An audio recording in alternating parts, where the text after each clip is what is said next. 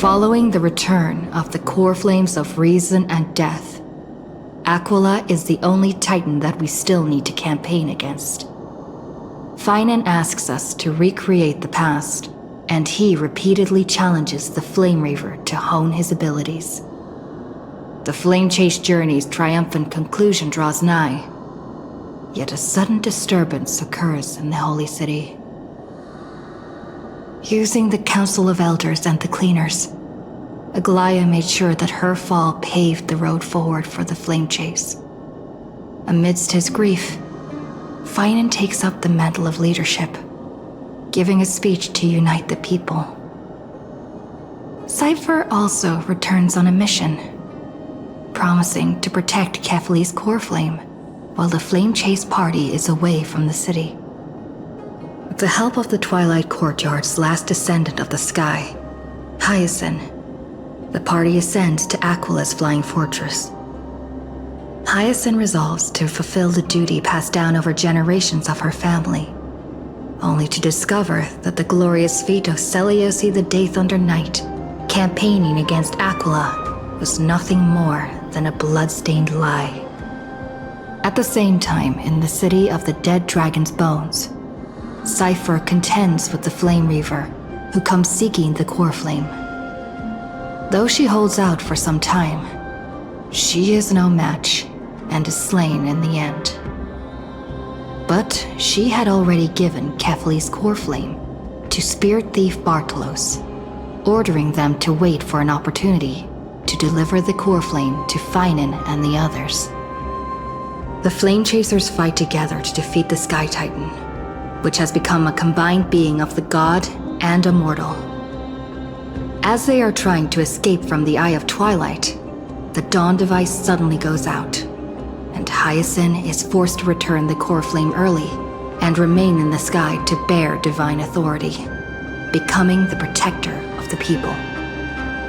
Following Cypher's death, the divine power of trickery dissipates, and the 1,000-year dawn of Akama that is sustained by her lie comes to an end. The Holy City is met with the merciless invasion of the Black Tide, as the powerful Flame Reaver moves in ever closer. At this moment of crisis, Mighty, Castorus, Treebe and Trinan, Cartonis, the Holy City Guards, and Don Hung all laid their lives on the line so that the Deliverer would have the chance to complete his mission. After making sure that I would remain safe, Finan enters the vortex of Genesis alone. Every touch, every moment is like a thorned rose. Please stay close to us. We need to rendezvous with Lord Don Hung. We will do everything in our power to clear the path for you.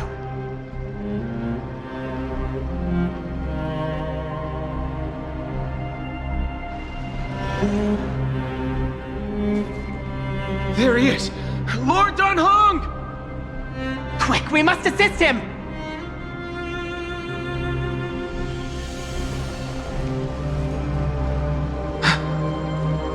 What are you doing here? Where's Finan? We are under Lord Finan's orders to escort both of you to safety, no matter the cost. Leave this to me and the Holy City Guards. Zeph, take them and go. Wait, Namasini! That black-clad swordmaster. Something seems off. At some point earlier, they suddenly froze in place, not moving at all. Like some kind of omen.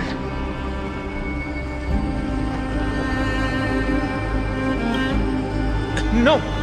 Don't get too close. That thing's black flames are burning hot. I don't know what's happening, but leaving is the best option. I don't know which demigod graced us with this miracle. Please, come with us. Finan, is he going to be all right? Believe in his resolve to save Akama.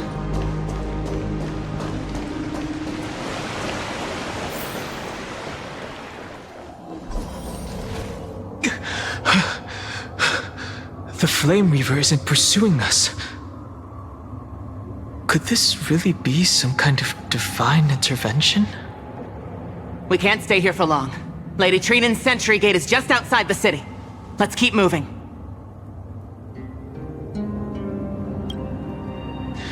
I agree. But Finan, he must have struggled a lot before making this decision. For now, let's get back in contact with the Express and plan our next move. That's the safest course of action. We need more information. On that note, I have a proposal. Who's there? I hope to convey a message to the two nameless. Mr. Screwlam? Who are you? Stand down. I order you to maintain a distance of 10 paces. It's okay, guard. This one is not our enemy. It has been a while, nameless of the Astral Express. I'm glad I arrived in time to stop that black-clad one from harming you further. So it was you.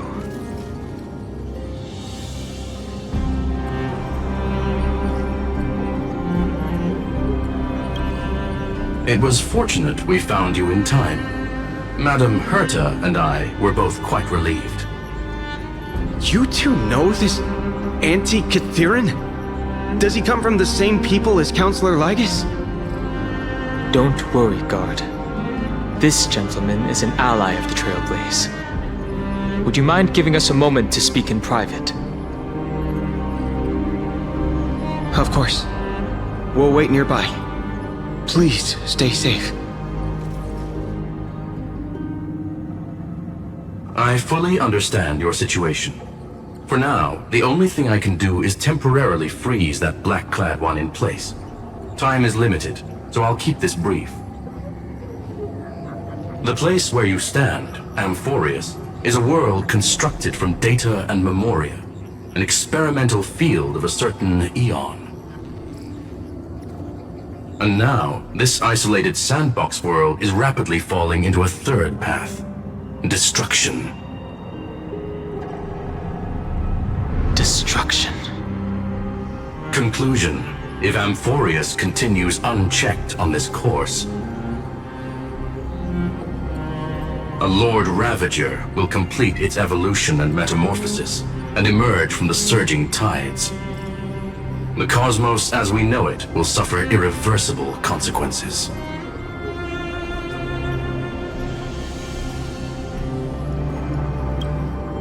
The disaster that this Lord Ravager intends to trigger may be far more severe than the Law Fu's Stellaron crisis, because its goal is the Eon of Erudition. Putting aside the complex details of the inferences involved, I have a request to make. For one of you nameless to stay behind on Amphorius, acting as an informant, in order to prevent the wrath of destruction from ravaging the cosmos. This world is enveloped in a firewall that defies explanation, and the flow of time here is also different from reality. Madame Herta and I can only tear open a gap and project images inside. However, the accidental crash landing of the express car notwithstanding, both of you were able to successfully land here. There must be some principle behind this we have yet to fully grasp. It will take time to uncover the reason. Before then, if one of the Nameless is willing to stay and witness the fate of this world, or to push it along when necessary, it would be of great assistance.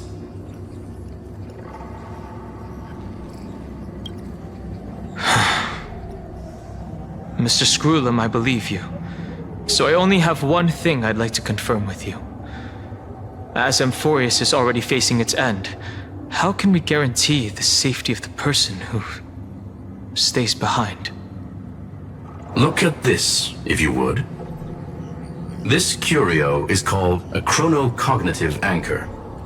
The two of you may view it as a kind of space anchor in the world of erudition. As long as you carry it with you, your individual data structure will be protected and will remain unaffected by the influence of digital tsunamis. When required, it can also serve as a bridge for communications between the internal and external world.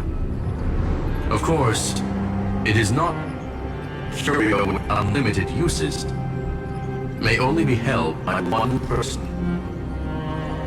The connection being interfered with. Decide quickly as possible. 2 final messages. 1. The Intellectron named Ligus, possibly the primary culprit behind everything. 2. Bertha discovered a clue. Miss March has already been drawn into Amphorius.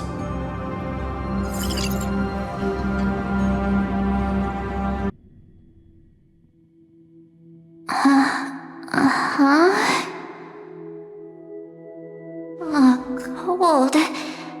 It's freezing. Hold on. Am I dreaming? This is way too strange. Everything's spinning, and I can see webaboos flying around. But I was literally just talking to Himeko. How did I... When did I... That's it! She warned me about this place right before Klipoth glimpsed her.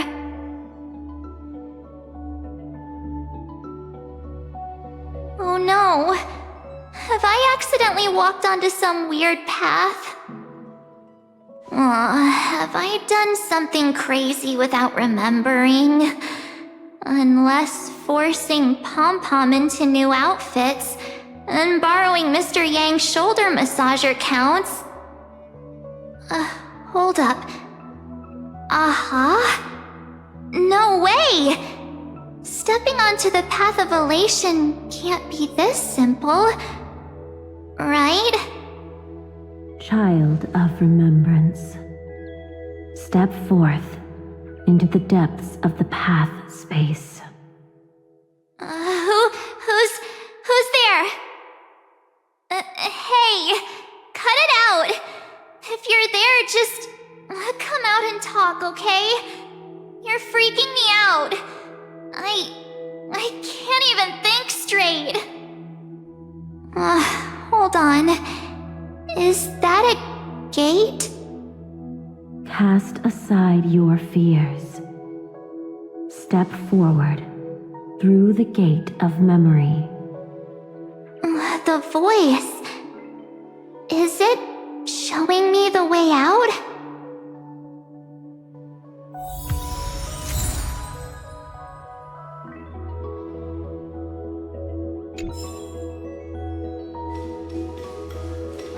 No, don't fall for it! They're lying to you! Turn back now! Wait, Master Diviner? From the Wafu? Master Diviner, what brings you here? And you, Miss Messenger, do I know you from somewhere? Good to see you again, March. A pleasure to see you, Miss March. That's it! Master Diviner used the Matrix of Prescience to help me search for my memories. And you, Miss Messenger, we met in that memory space. You said to me, "The value of your life does not lie in what happened in the past, but in the present and the future." Your memory serves you well. March, I conducted some experiments with the 6-phase ice you left us. Thanks to the Garden of Recollection, the Matrix of Prescience has made a breakthrough in extrapolating the past. Now, we might be able to bypass the obstacles and look directly into your history. The Master Diviner is right. Continue down this path and you'll be able to find your lost memories at the end. Since we last met, you've grown much alongside the Trailblaze. You should be strong enough now to bear the weight of your past. Well, there goes my Ice Princess fairy tale. I need to know, Master Diviner, Miss Messenger, this isn't just another dream, is it? If this is real, why reach out to me at this exact moment? The situation is dire. Your lost memories, they're crucial to the Garden of Recollection. She's right.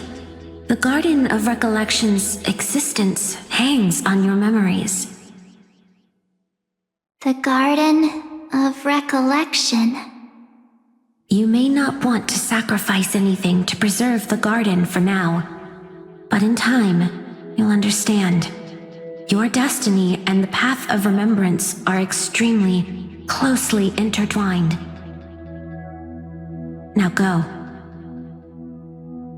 So, I just walk through that gate? This way, March. Your past awaits beyond the gate of memory. Stop! They're just mimicking people from your memories! Don't let those bad people deceive you! The gate. Now it's... you two?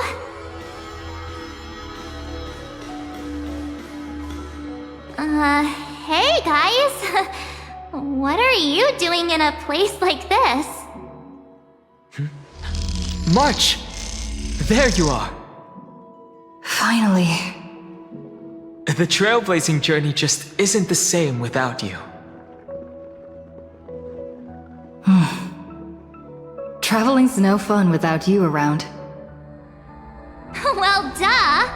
What's Team Trailblaze without its star member? Wait a sec. You might look like you two, but... We understand your confusion. The Garden's allies helped us establish this Neuralink to reach you. The Garden's allies? You mean Miss Black Swan? Yes. She helped make this possible. Keep going, March. Find your past, wake up, and travel with us again. That sounds really tempting. Finding my past and continuing to trailblaze new worlds with you?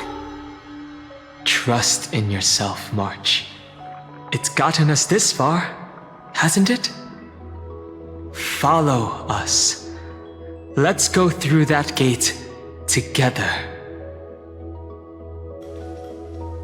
Step into your past, March. Find your true self.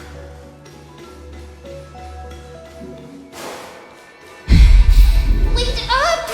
Slow down! Those words...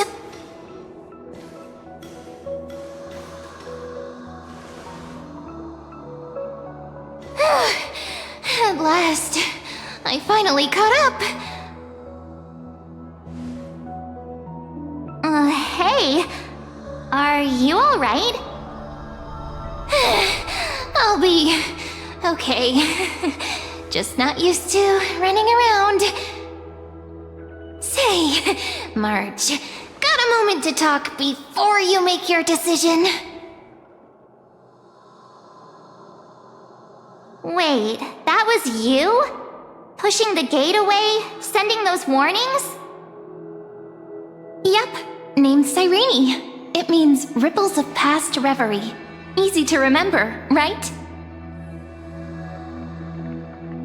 Wait a minute. We actually look quite alike, don't we? Yeah. Your pink hair is just as eye-catching as mine. And we're both bright, pretty, and positive girls. Talk about coincidence. Wow, you're quite the smooth talker. But I can't disagree. Wait, you know my name is March? Have we met? No, but I've witnessed your story through those memories just now. It's incredible, really. We might have more in common than you think. I know exactly what you're going through, which is why I don't want to see you exploited or hurt. You know what I'm going through? I know, because I've been exactly where you are. This empty space has been my home for ages. I barely remember what time feels like anymore. But there's something I'll never forget. Trust me, that gate won't give you what you want.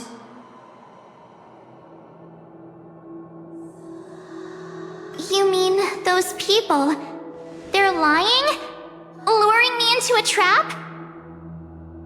Yes, convincing, weren't they? They've studied your memories, using your deepest wishes against you. How dare they manipulate a young girl's feelings like that?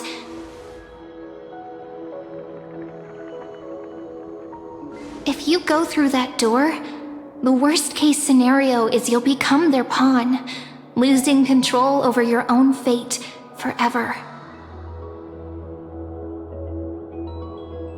You've seen what's on the other side? I may be stuck here with missing memories like you, but I still recall fragments of my homeland where I grew up. That door leads to Amphorius. Trust me, it's anything but welcoming. For ages, I've watched people walk through that door. They couldn't see or hear my calls. The voices beyond always promised safety, but I've never seen anyone return safely. So I had to try and stop you. To be honest, I'm not sure what to believe. But the fact that you're here, putting in all this effort to warn me, that means something. Tell me, Cyrene, how can I return to my world? It's really easy, actually. Just turn around and walk away from this place. The girl cannot be trusted.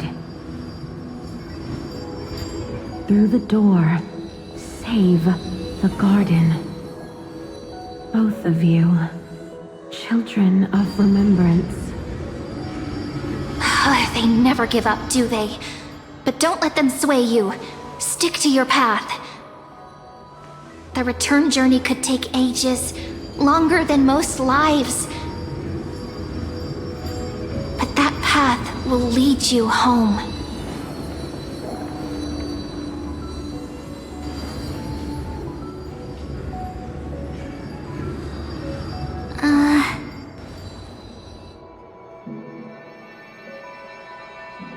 Thank you, Cyrene.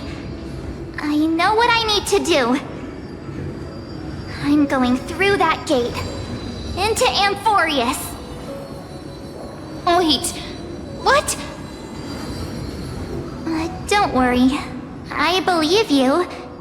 It's just that, for me, the only place I can call home is right beside my friends. Two of my closest friends are already on their way to Amphorius. They may seem capable, but only I know. They're absolute disasters waiting to happen. They won't last 5 minutes in a new world without me.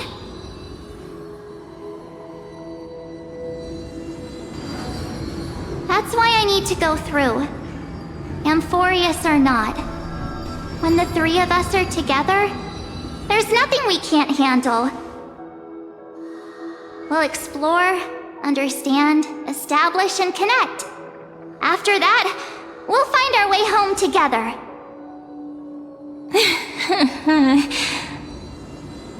I see. You've got people who mean the world to you, too. That is so heartwarming. March, if that's what you've decided, you have my full support. Birds of a feather we are, looking all sweet and innocent, but with hearts of fire. Oh, stop. You're making me blush. Well then, I guess this is it.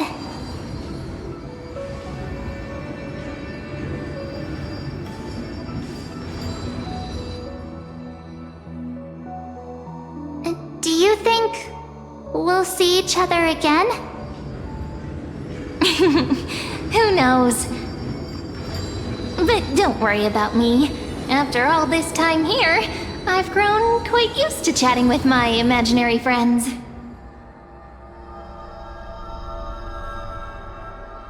Since Amphorius is your homeland, if there's a way to help you, my companions and I will do everything we can. Then I'll look forward to that day.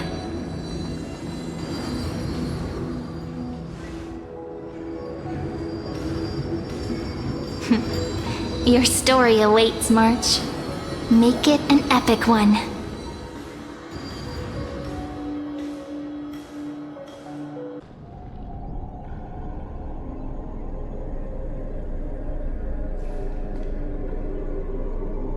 You okay there, friend? Something seems to be bothering you.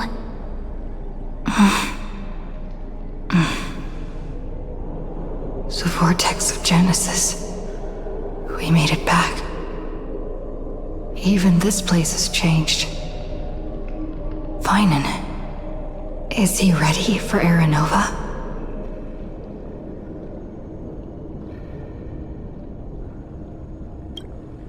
If anything, he's the one worried about you. But I'm here to watch over you now. If what that machine gentleman said is true, if Amphorius is destined for destruction, then I'll stay by your side until the very end. Like how you and Don Hung treasured the Express. Amphorius means everything to me.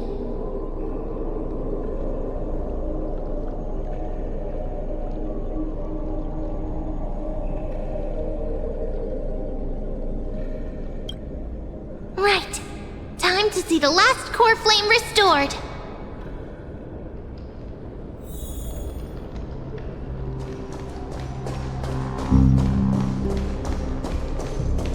Look, there's Finan! And wait. Lygus. Remember, Scrollum's warning.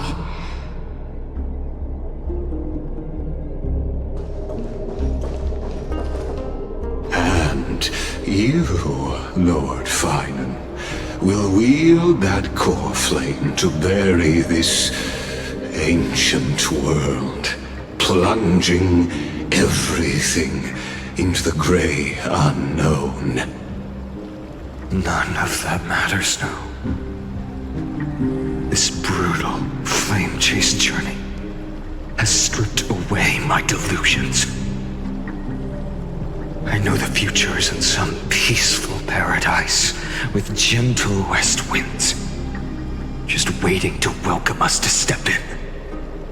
If what lies ahead is a mass of chaos, I shall cut through it myself and usher in the first ray of blazing sunlight. Is it truly you? with one last chance to turn back, you still step forward. How befitting of a trailblazer.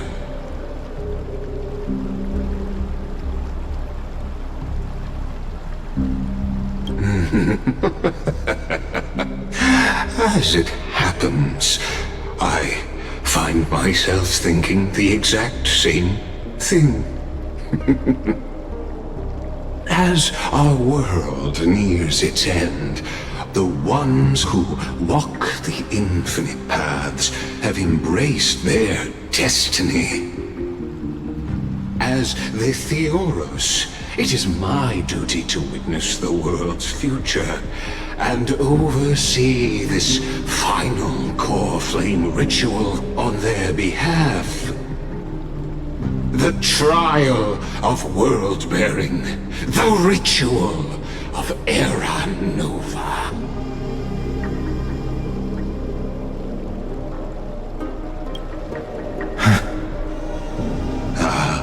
I see. So you met my kindred spirit before I could erase his traces. Partner, what are you saying?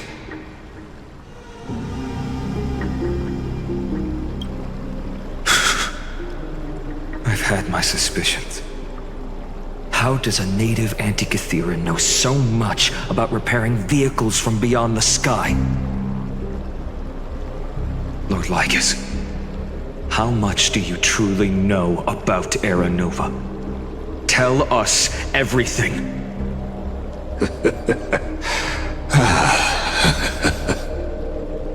Very well. I need no longer maintain this Theoros masquerade. You seek truth, Lord Finan, and truth you shall have. As you know, when the old gods fell, someone had to bear their broken pillars to fill the vacant seats. Those who would assume divine authority must prove themselves through trials. Yet, for Kephales's demigods, the possibility of overcoming the trials has forever been non-existent. For the world-bearing trial is the divine duty itself. Bringing forth the Era Nova and bearing its weight is an endless ordeal, ceasing only upon collapse. Precisely. The Era Nova ritual is not something that can be completed in an instant, no, but a long and arduous journey. While the sacrificial journeys of other demigods conclude in this world, Kephale must shoulder the gods' core flames, bear the memories of all worlds, and stand unwavering. Until the next world, when the black tide consumes the bearer, and all that they carry, leaving nothing behind. Unless their core flame finds a new bearer. The holy flame that illuminates all worlds rests in your hands. All that remains is one choice. Nurture it, pass it on to future generations, or extinguish it here and now. Deliverer, the fate of all worlds rests in your hands. Enough testing. I've made my decision. But before I ignite the dawn of the next world, you need to promise me something. Two things, actually. Speak your terms. Promise me this. Professor Anax's vision of the new world is absolute. The world will be reborn from my memories. All souls, living and dead, will return as the first humans, unchanged from their past lives. And my friends, the fallen demigods, they shall transcend the cycle to become new titans. Our heroes shall not have died in vain. Of course. This I can guarantee. Good. The second one. Promise me the Trailblazer can return safely to her homeland, unbound by Amphorius' loss. My apologies, but I cannot promise this. As you mentioned, she now bears the Time Titan's authority. Her bonds with this world run too deep.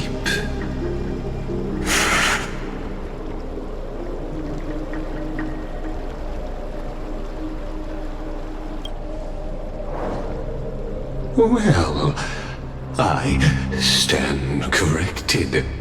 An outsider like her does have ways to defy destiny. Thank you, my friend, for everything you've done for this world. Though the next world may not remember, I shall never forget. As the Theoros, I declare, Amphorius has determined her path. Step forward, heroes. Follow her path and see it through.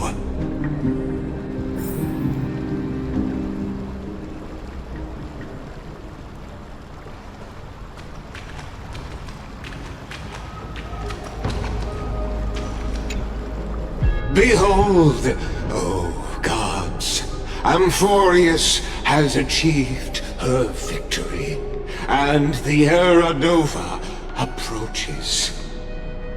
The radiant soul has arrived, having walked through the bustling nights, bearing the golden fire and blood, stepping with pride into daylight. He is the pure child, walking upon the path of yesterday, today, and tomorrow.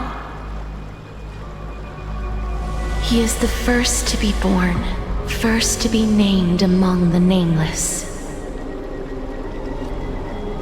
Eternal in form, limitless in reach.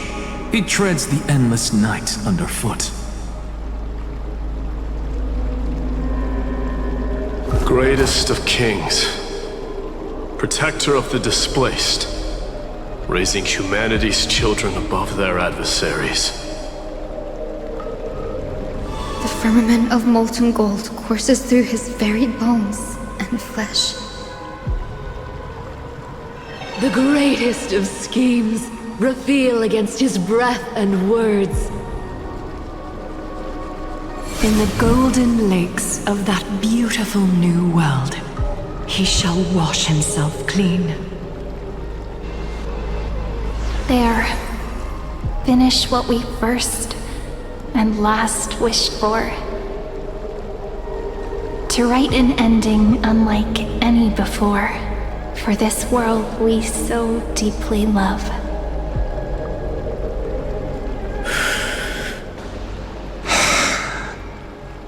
Come, partner. Join me. The time has come for us all to face oblivion, or embark on one final grand journey.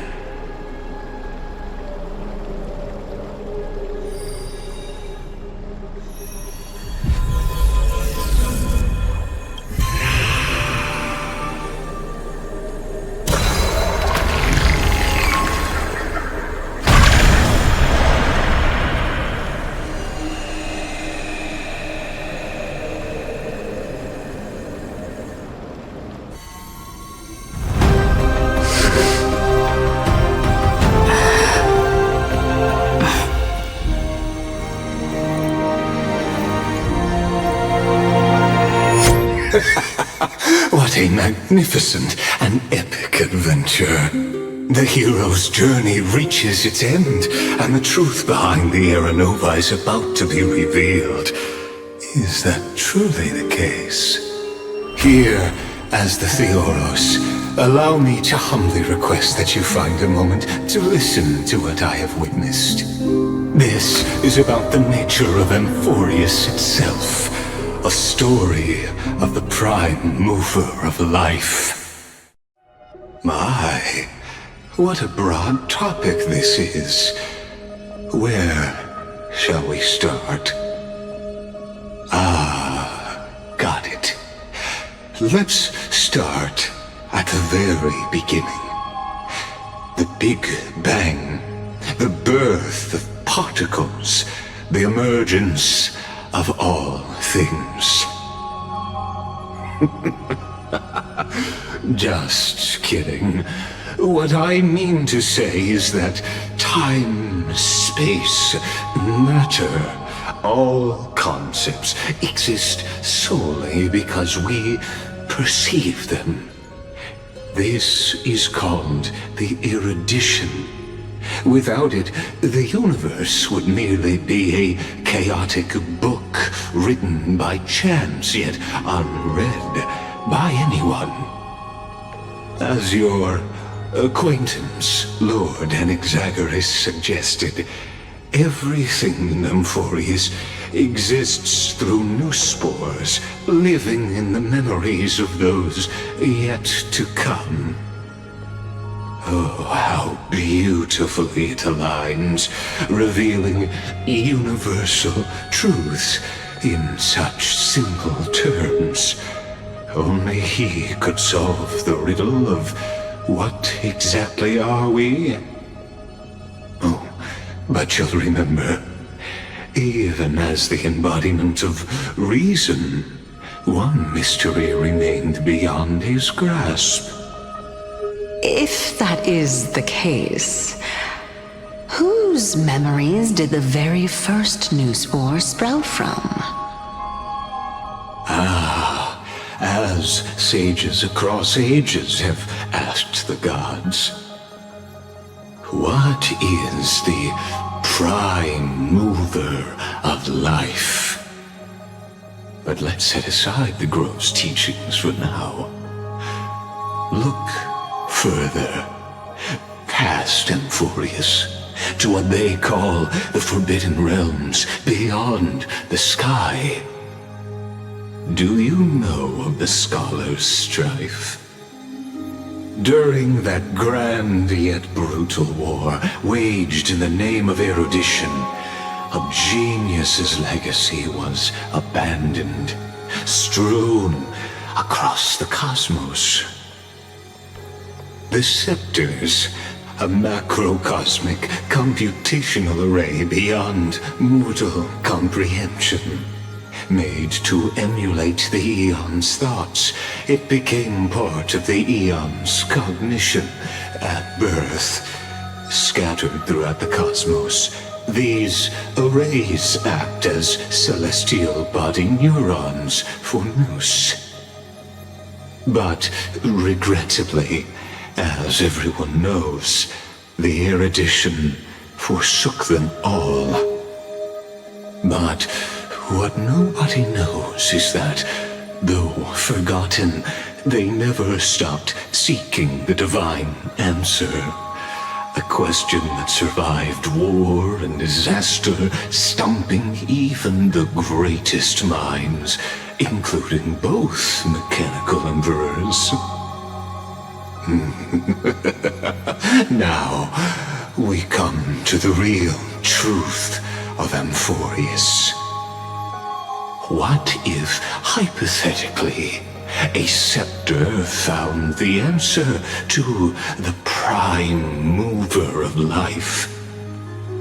If through endless solitary extrapolations in the cosmic code, the one deemed as a failure by the Eon of erudition found proof through the ages, what would happen? Perhaps the answer is simpler than you'd think. from perishing neuron devolved into true life, reborn through the gaze of another eon. This is a tale from the distant past, unknown to all, even unheard by the greatest geniuses. Now, let's leave the Scepter's story here, returning to where we began. What is the prime mover of life? Actually, you know the answer better than you realize. It's been by your side, accompanying you throughout this long journey. Right now, it awaits you ahead. In that brave new world, beyond the end of Genesis.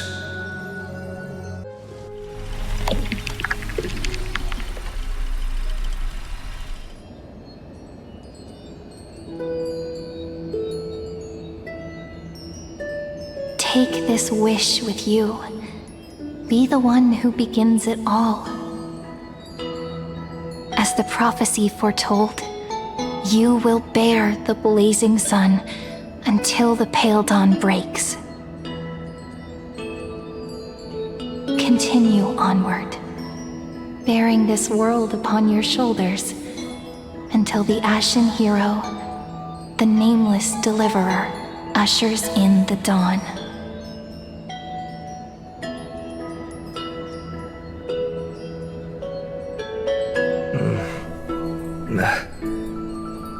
Such an odd dream.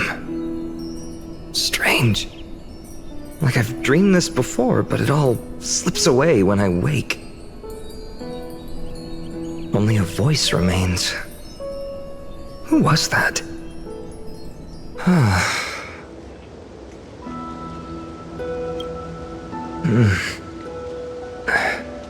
What? Ah, it's you. Whoops, I fell asleep there. What a strange dream I had. It's gone now, though. But look, perfect sunshine. The day is still young. Let's go find Cyrene, partner. We promised to be there for her oracle card reading today. It's right about time.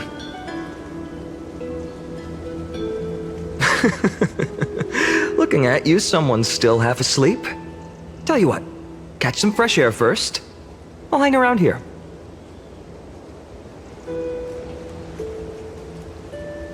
Oh, beautiful, isn't it? This is Ide Silesii, home of the nameless hero who carried Kefali's core flame. When he was young and innocent, he had heroic dreams, imagining his wooden sword was forged of iron. Pretending the straw dummy propped up by a wooden pole was a giant with a single blood vessel running from spine to heel. Dreaming of slaying the giant and becoming a hero to save the world, though to his young mind, the world was just this small village.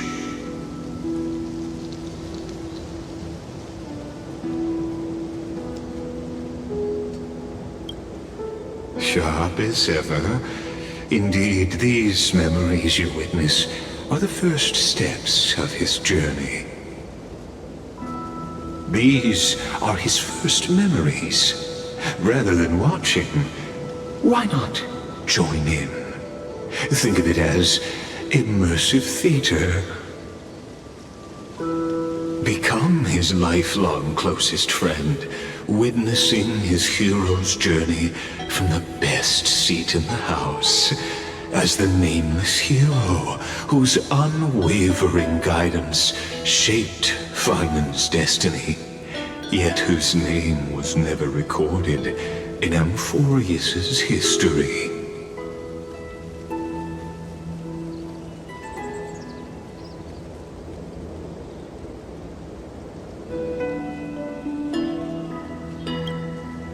Questions, questions.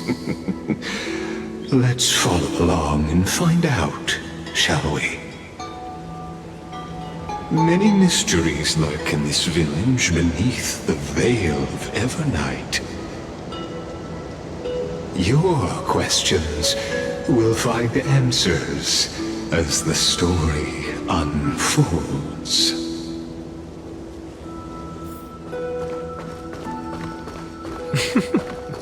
All awake now? Great. Finan!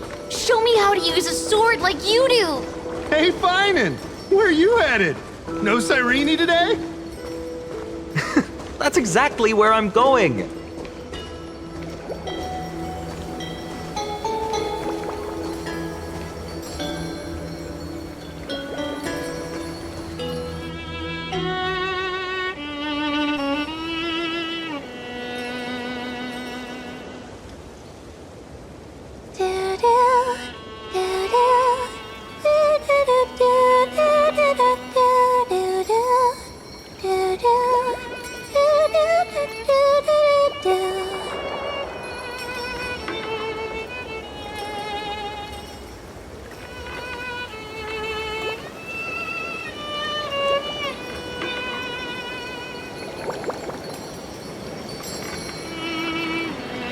Found you. That's...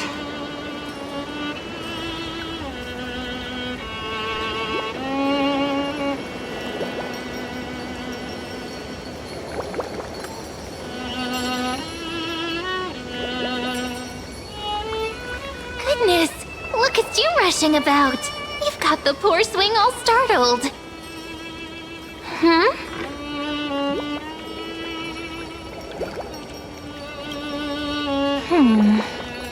There's something oddly unfamiliar about this. Something wrong? What do you see? Oh, nothing much. Just suddenly felt a strange connection.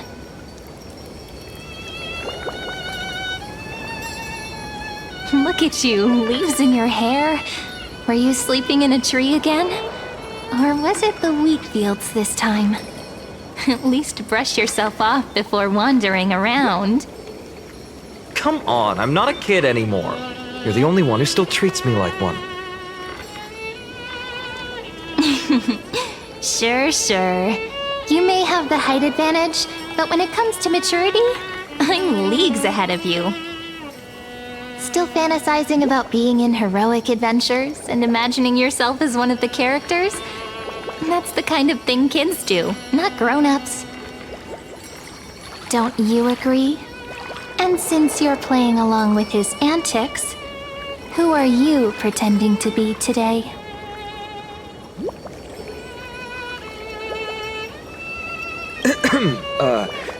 Well, she hasn't decided on a character for today yet. How about we stick with the usual? You know, the valiant hero from a distant shore who made a pact to learn the sword from you. Spare me. Can we not bring this up? Speaking of which, what about those oracle cards? We haven't done divination in forever. Why the sudden interest? I was just about to tell you. Earlier, while napping on the swing, I had the strangest dream. There was this mysterious voice in my dream, calling out for something. Wait, you had that dream too? Yes, you too? That would explain this lingering sense of unease. Which made me think of those old oracle cards I used to play with as a kid. Though the Ornyx prophecies were always hit or miss. Yeah, all the kids would get so excited drawing cards like ruler or warrior, but throw fits over devil or drunkard and demand a redo. If you just redo it when you don't like the result, what's the point of divination?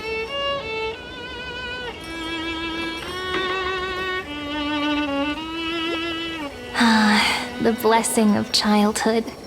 believing the gods might not notice our little corner of ID Silicii, willing to let our small deceits slide. Still, fate is absolute. After all, we never really know just how far into the future the prophecy extends. Anyway, let's go to our old secret base and look for those oracle cards.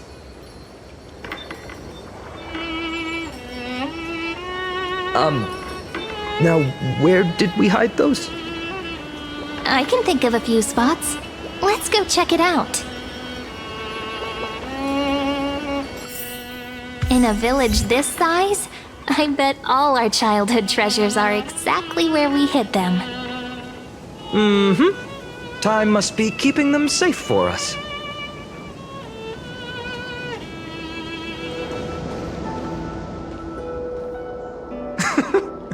Well, those were the days. We'd always meet either by that statue in the village or right here. Right? And I remember you never used the front door when you wanted me to come play. You always climbed over the wall. You were such mischief makers. Just like a certain someone who has a habit of showing up unexpectedly. Right?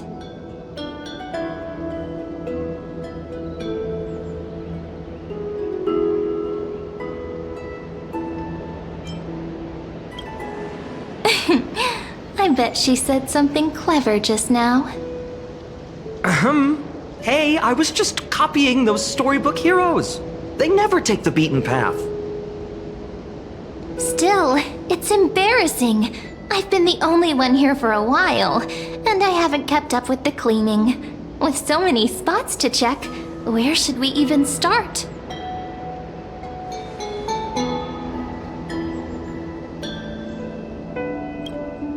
Come to think of it, I haven't checked the roof in forever. Worth a shot, right? All right, let's split up. I'll handle the yard, you check the upper floor. I wonder what the view's like from up there. Worth checking out? Pomegranate juice with milkwood taste.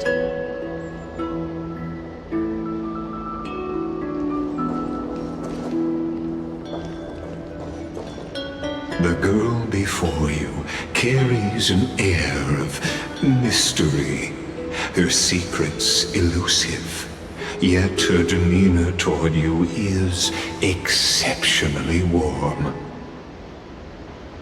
You can't help but wonder, could there really be some kind of mental connection?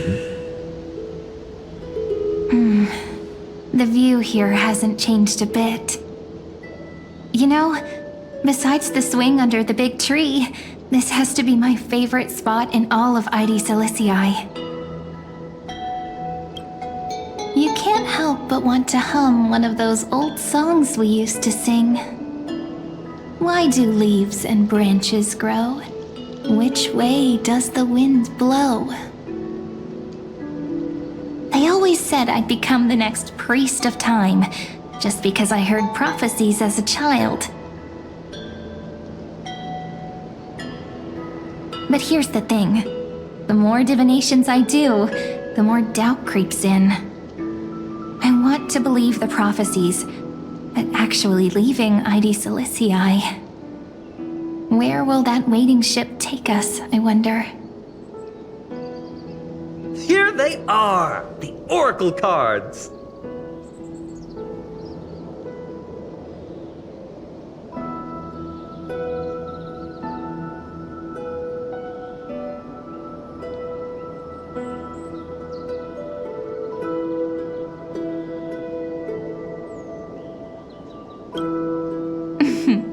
Guess reminiscing makes us take our time, doesn't it? There we go. Looks like the gods do listen to our thoughts.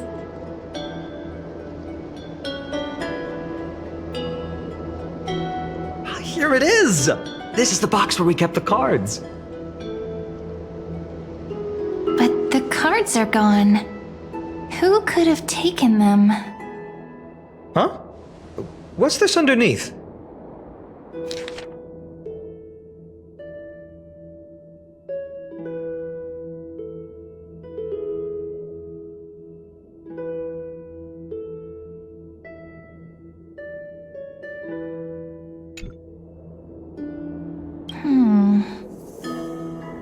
I see now.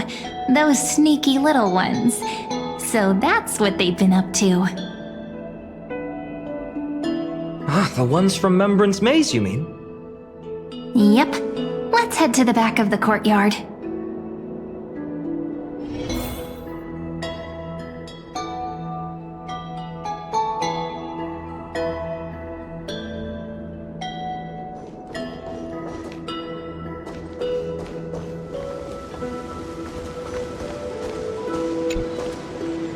The entrance should be around here somewhere. Right here. The path to the maze is hidden under all these weeds. It's been too long since we visited the fairies.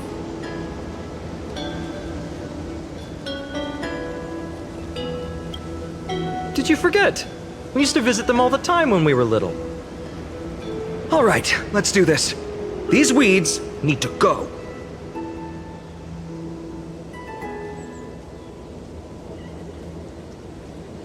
Pretty sure this is it?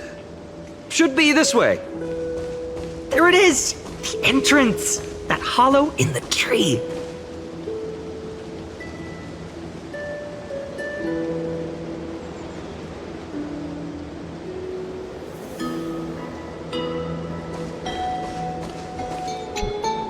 Once you get through the tight squeeze in the hollow, you'll reach their dwelling, the Remembrance Maze.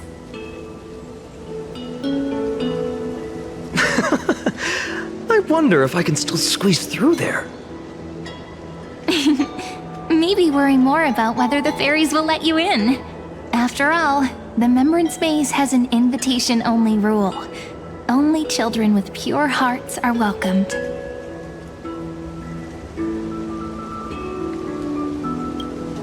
Getting approved by the maze's fairies was like our childhood badge of honor. Regardless, how about we try getting through the hollow first?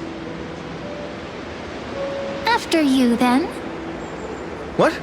Oh, sure, I'll go first.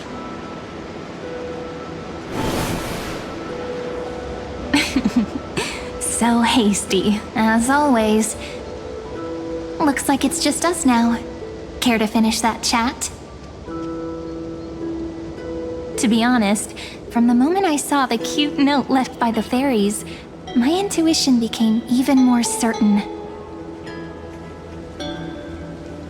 Perhaps when we step into the maze again after all these years, the wheels of fate will finally start turning.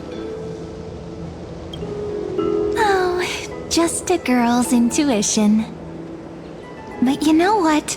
Even if fate is set on its path, no matter where it steers the world, if we're together, there's nothing to worry about, right? So, if you're willing... Forget it. If the wheels do begin to turn, that's when I'll make my request.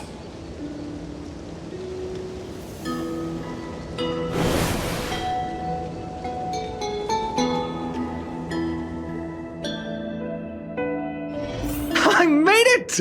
Oh, that wasn't easy. I can't remember the last time I came here. Wait a minute. Are you... Look who it is! Rini and Snowy!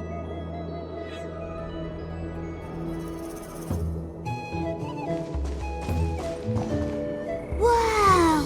Look who's finally back, Memmy! Snowy, you've grown so tall and dashing. I couldn't even tell it was you at first. We had to grow up. Sometime. But look at Rini. She hasn't changed one bit. How fascinating. Perhaps I'm like you, Rayleigh Ma'am. Just another fairy of the maze. Die? Rayleigh Mem's always been this lovely shade of lavender. Jolie Mem, Rayleigh Mem, Mealy Mem, Folly Mem. I've missed these cute little troublemakers. We used to gather around the fire, singing and dancing, imagining all our future journeys. Without coming back here, those memories might have faded away entirely. so good, you Snowy. You swore you wouldn't forget about us. But you were gone so long, you almost did!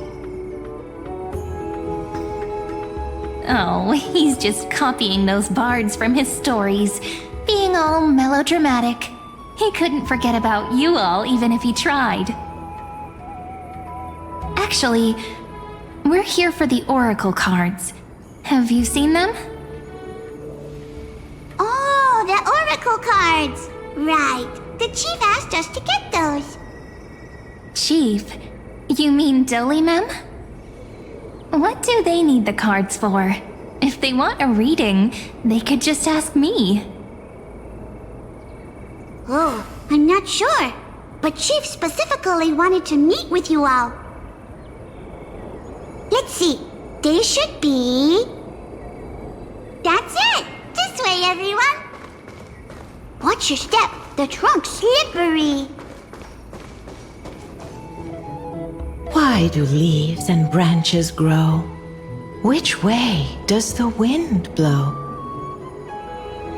In Remembrance Maze depths we seek to find the answers future left behind.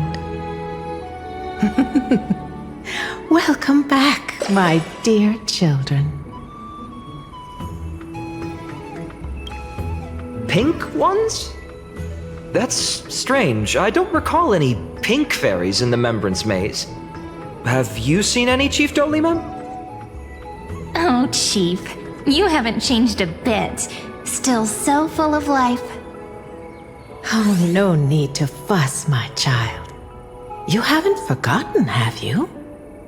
As long as our songs are sung, the children of the maze will live on. Just as our paths stay forever linked. Here, take it. I'm sorry I had to resort to such methods to bring you here. My book of oracle cards. Thank you for keeping it safe. You know, you can always just ask if you want me to divine something. Still, bringing us here like this after so long. Is something wrong, Chief? Yes.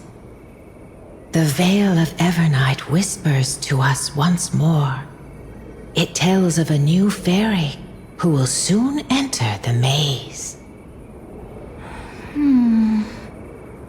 Indeed, every time a new fairy arrives in the maze, it means that beyond the veil, in the vast lands far from Ides Elysiae, a great calamity is on the horizon.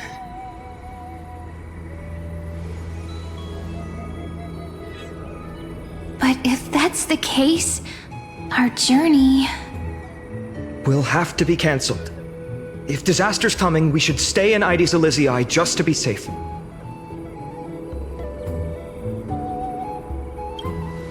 We weren't planning to be gone for long. Just enough time to hone our abilities. Finan would train in Castrum Kremnos, while I would seek the Fate Titan's blessing in Yanisopolis. Then we'd return to Ides Elysiae to help keep our village safe. It's okay. I can still practice my swordplay here. Some things you can learn on your own.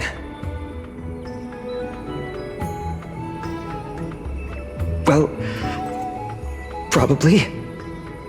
That's not very convincing. Here's a thought. Let's have Cyrene do a reading. If fate wishes to show us its path, we might find some peace of mind. But what if we don't like what the cards tell us?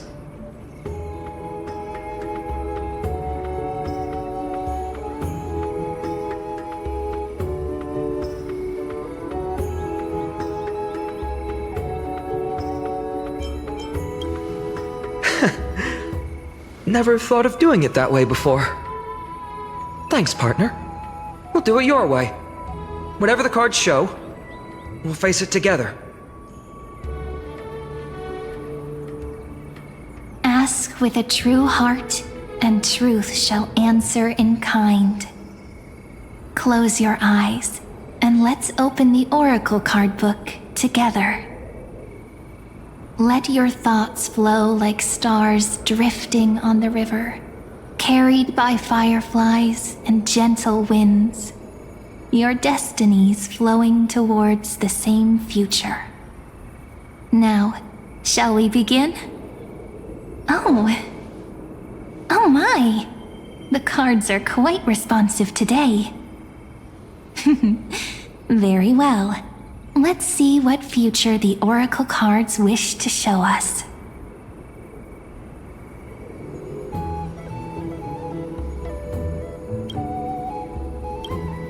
Behold, the Weaver. It connects the romantic threads of the chrysalis of gold, weaving all destinies into golden silk that flows toward the most brilliant, magnificent future. A dance of thread and blade set the stage. So shall it end as gracefully as it started. Such elegance. The Gold Weaver must be of noble birth. Such high standing. I doubt someone like me could ever reach it.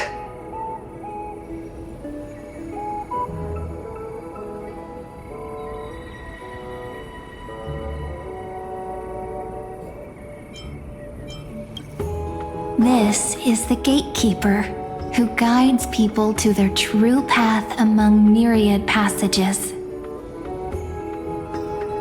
We have surrendered our countless senses, dedicating ourselves to the sacred whispers within the temple. Wait. It almost feels like I can hear the echoes within a temple. And are those children singing? It feels overwhelmingly solemn, yet strangely comforting.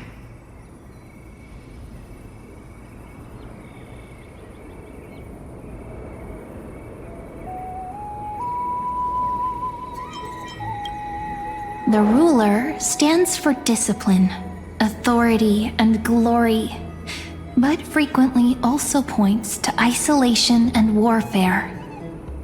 Even should you pledge your loyalty to me as the last sovereign, the glory shall be mine and mine alone. He who has slain a king can no longer bear the title. Let the withering lion walk his last path alone. Is this showing us a ruler who forsook their people? Stories of such bloodshed like this feel so different from Heidi's Elysiae. But they sure can stir the imagination.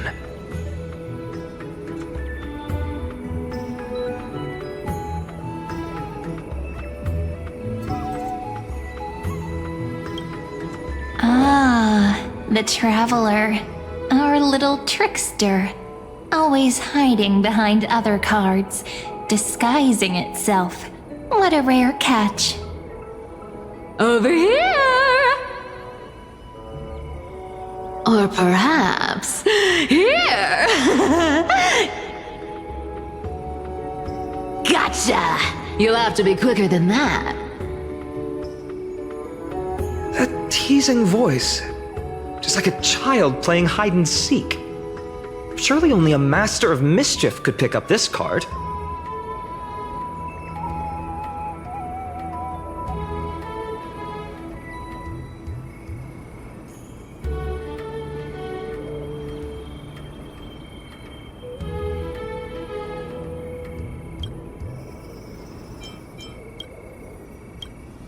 This card, the Servant, is surprisingly light, bearing the cool scent of Antilla flowers, just like starlight. It symbolizes new life and hope, yet often brings to mind struggles, sadness, and loss. These precious flowers I care for with my own hands.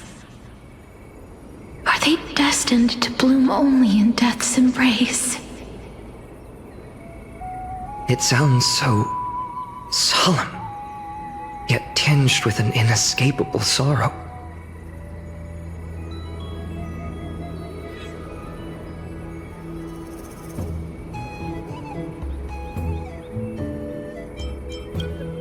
The humble healer may seem gentle in hue, but its courage matches any other, strong enough to melt even the coldest ice.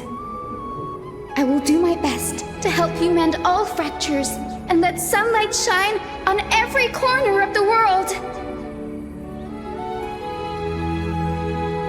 Make a pinky promise with me.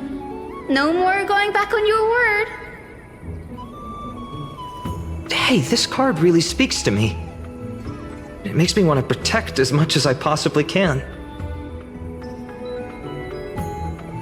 Still, protecting everything, everywhere, seems like a dream.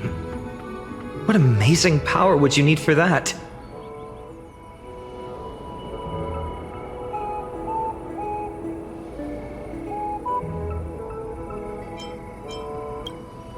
Behold the scholar, bearer of many names, the grand magician, the great performer, the eye of wisdom, and the defiler of Circes. Oh, there's just one card. With all those titles, I was expecting a whole deck. A dromus draped in finery will suffice. It's succinct enough to best summarize my true nature. Wait, what's with that condescending tone? It's almost as if it knows what we're about to say.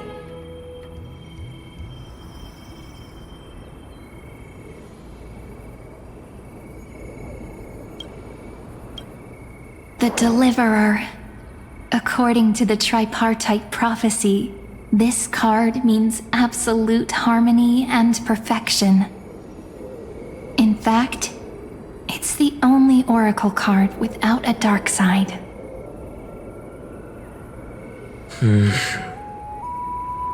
What, no divine whispers this time? Oh, silly. This is simply the card you drew for yourself. The sleepy village of Ides Elysiae, in just one fleeting moment, welcomed an array of legendary figures. The Weaver, Gatekeeper, Ruler, Traveler, Servant, Healer, and Scholar. Their stories and wishes showed the village boy glimpses of a world larger than he'd ever imagined.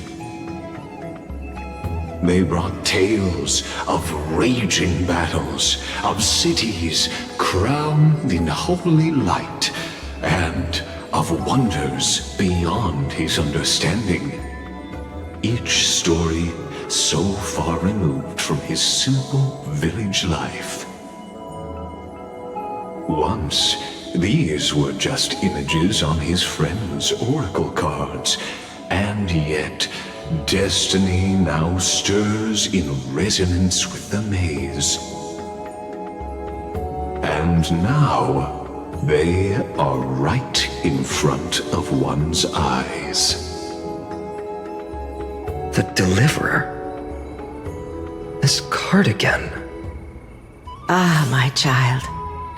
It seems you're destined to bear the wishes of many, to answer the world's call. Bear their wishes?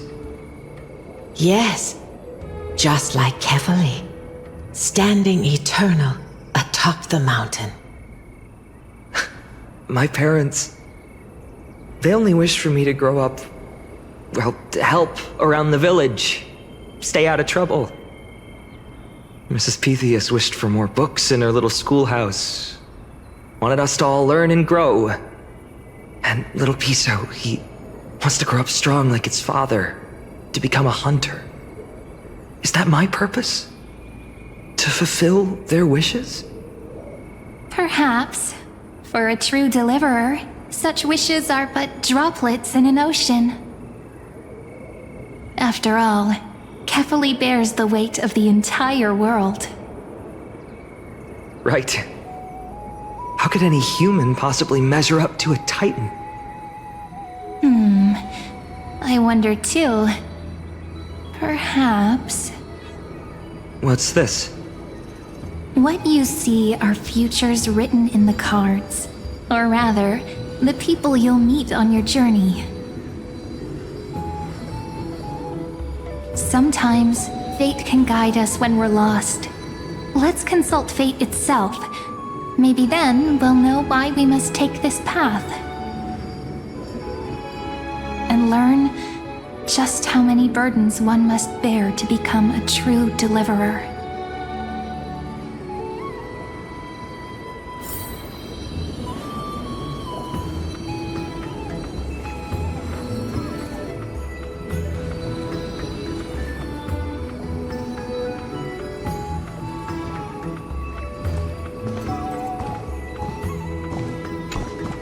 Personal wishes? I have none. Only the Aranuva matters. The world's rebirth. Yet, if I am to weave a new era, then it may be one where kindness and her cleaners shall never tread. These crawling parasites have no place in Akama, especially not under the deceitful claim of human rule. That noble lady? The way she speaks, it's like ice in my veins.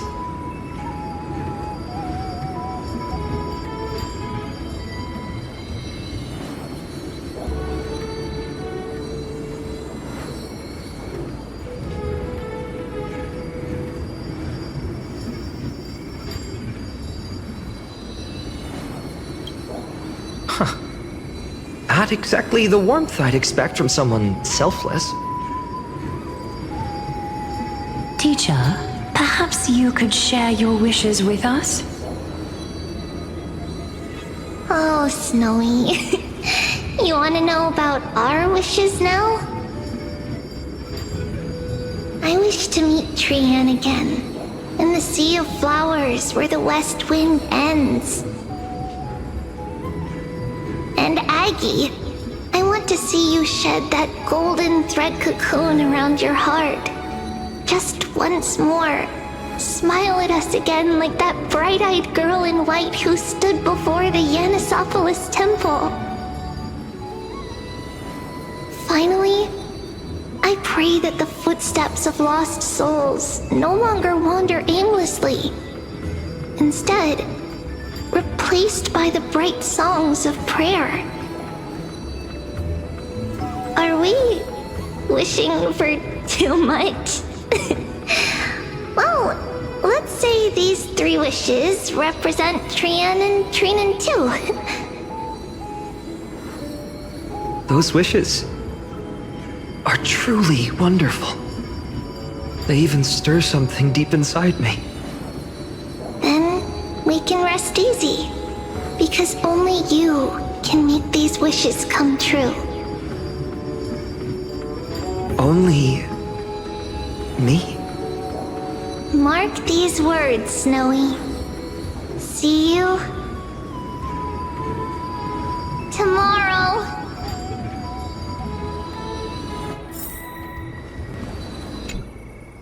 Well, well, if it isn't our little deliverer. My wish. Huh. Just let me wine and dine and soak up the sun for another millennium or 2. I mean, what's the point of dying rich if you never lived rich? Right, Princess Homebuddy? Cypher, that's not how I see it. My one wish is to find that missing piece in my life. To feel someone's embrace once more.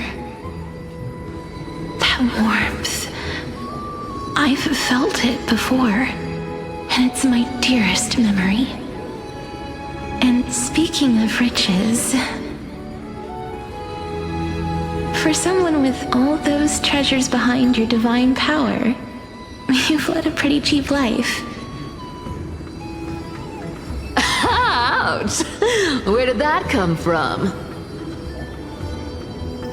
Right for the jugular, huh? What about our friend from the Grove? My wish came true before I touched the sky. I transformed my healing power into gentle sunlight, distributing it equally to every life I cherished and loved. You two are so selfless, aren't you? No surprise Aglaya wanted you for the flame chase journey. You know what? I did have one wild dream. To know what it feels like being born a noble lady, drowning in riches. Just think, if I traded places with that seamstress, me in the mansion, her on the streets. I'd like to see if she'd still become the gold weaver then. Maybe I'd even take her place.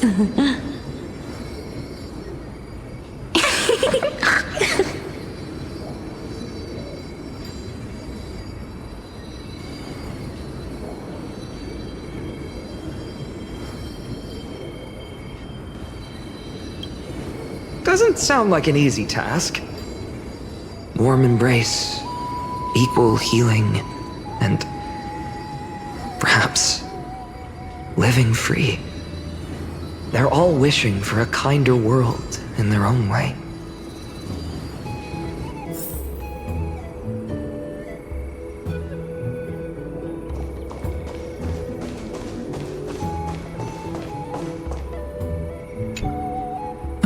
Finan, my student. Must we go over this again? Listen well. I detest the word wish. It reeks of mortals crawling before their gods. My life's work is done. All that remains is for you to take the final step and prove the ultimate truth. I, Anaxagoras, shall become a god of the new world. Through irrefutable logic, I will prove that mortal wisdom can achieve divine greatness. Isn't he, you know, a little... I mean, I just daydream about hero stories, but he's fantasizing about becoming a titan?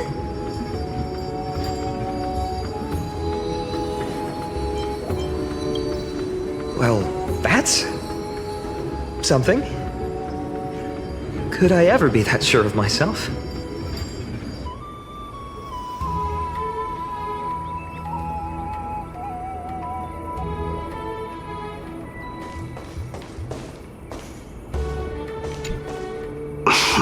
Finan? Since when did you become so timid, asking such juvenile questions about wishes? What's that supposed to mean? What's with that condescending tone? No way I become friends with this half-naked show-off, right?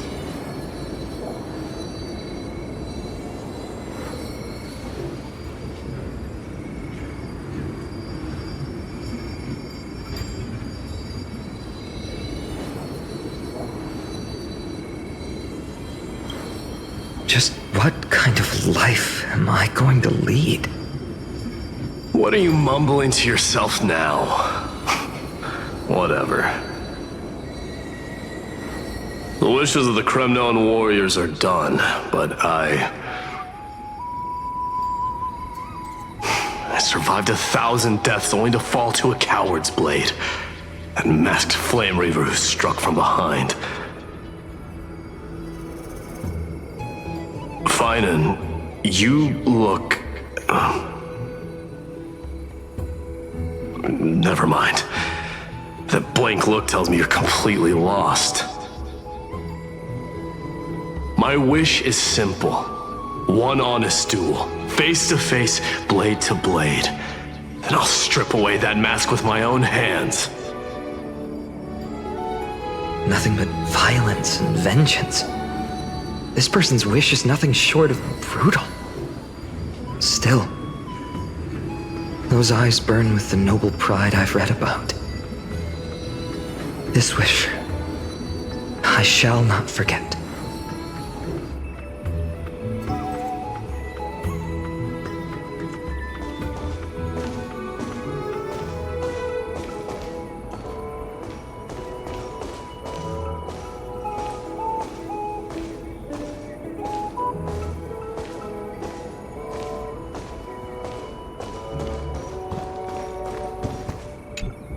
So tell me, has the uncertainty in your heart begun to fade? So many faces in my future. So many wishes. Still, why would fate choose to show us this path? What's weighing on your mind? Didn't you say disaster would strike Amphorius? If so, shouldn't Cyrene and I stay in Ides Elysiae? How could we possibly meet all these people?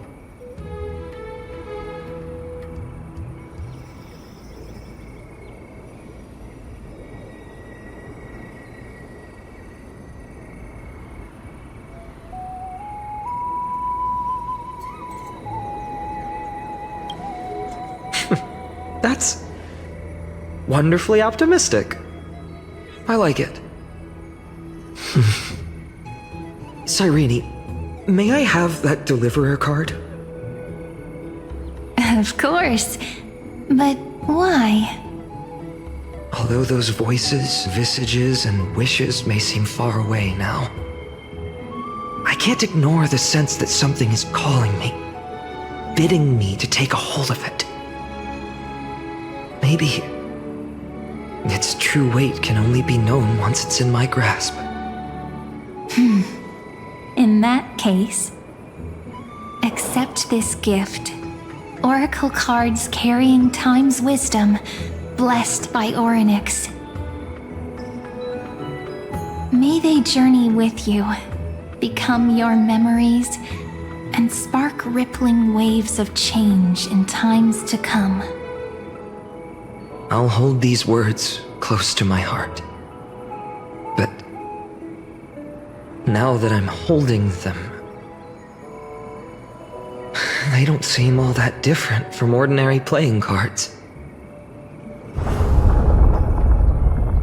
What? What's happening? Everyone, we've got big trouble, Mimi! Burning, smoke everywhere. It's all coming from beyond the maze! What's going on? It's here. The seeds of disaster have already taken hold, sooner than we had foreseen. This time, not even the veil of Evernight can shield us. You mean Ides Elysiae will be swept up in the prophesized catastrophe? I'm afraid so. My children, take shelter in the Membrance Maze. One step outside, and this horror will consume you both. But my parents, the whole village. You're right. Chief, what are we truly facing? Is this the power of a Titan? This is beyond any Titan. Beyond any danger you could overcome with strategy alone. It's an unspeakable horror that twists all life into abominations that never bleed nor cry. Even Titans fall to its corruption, burning from within until only empty shells remain, knowing only death and destruction. The Black Tide. That's what this calamity truly is. It consumes all in its path, sparing none, but the Membrance Maze. Not even Titans can? Yes. So please, don't leave this forgotten realm the gods abandoned. You are the first to uncover our presence, and the only two who can enter the maze. We don't wish for you to throw your lives away. Finan, what path do we take?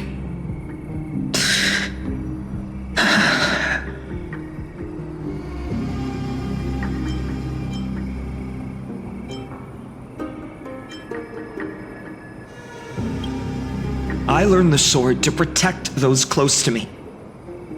If I run now, I'll never be worthy of lifting a blade again. Then we know what we must do. Indeed, our friend is right. We must take action. Forgive me, Chief, but Ides Elysiae needs us. And as her child, I must act. Very well. Make sure you protect yourselves. With me, Cyrene. Join us, my friend. Even without a sword, I'll take a rake. Even with the roughest steel, I'll keep our home safe.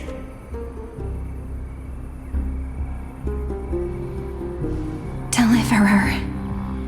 The card's truth extends beyond its mere literal meaning. There's another hidden layer within. Not someone perfect from the start, standing high above, casting merciful gazes upon the world. But one who starts small, from a humble village, expanding their world within step by step, learning to save others as they grow. When we were little, I told him I wished this world would never need a deliverer. Now that wish has shattered. Yet I'm glad he's chosen to walk this path. And all of this happened because you believed in him, friend. Shall we? It's only when you're by our side that Finan and that our hearts find their courage. I know you're watching us right now. Aren't you, great hero from the future? Oh, deliverer. Such cruel irony. Though destined to bear the world's burden, this boy can never become the hero to bring forth the dawn.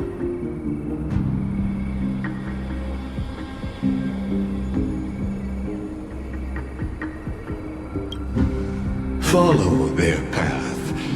Bear witness as this man, forever denied the mantle of hero, takes his first step on the path to deliverance. Watch this memory play out its final act. See with your own eyes how everything began. Then you'll see why his dream of deliverance was always destined to become this world's requiem.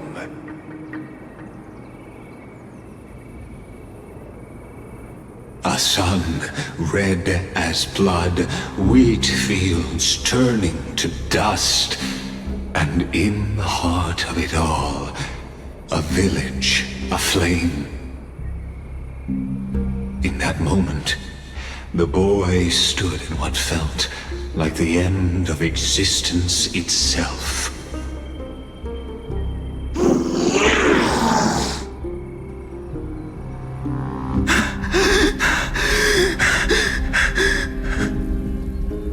These creatures, they're everywhere. Someone, anyone, where are you?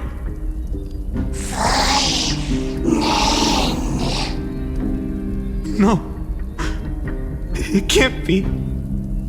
Why did you...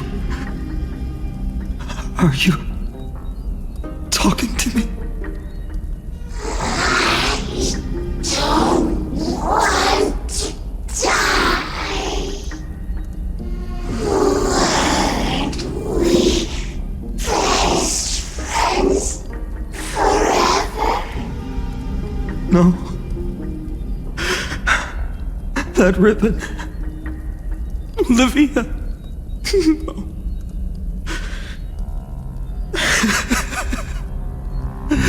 I should have known. Save us. Save us.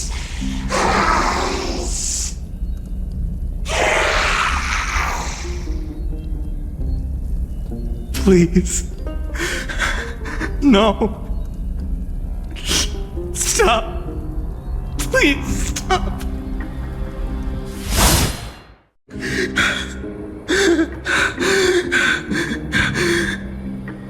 Olivia, I'm so sorry.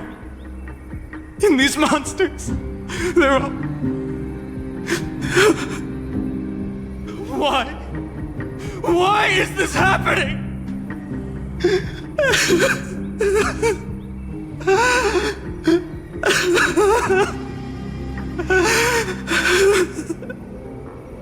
When the black tide arrived, the wavering boy found resolve in his companions, and together they ran toward their first battlefield. In the far-off future, the land of Amphorius would bear the marks of the hero's footsteps. With sword in hand, he would inscribe an eternal mark in the golden epic.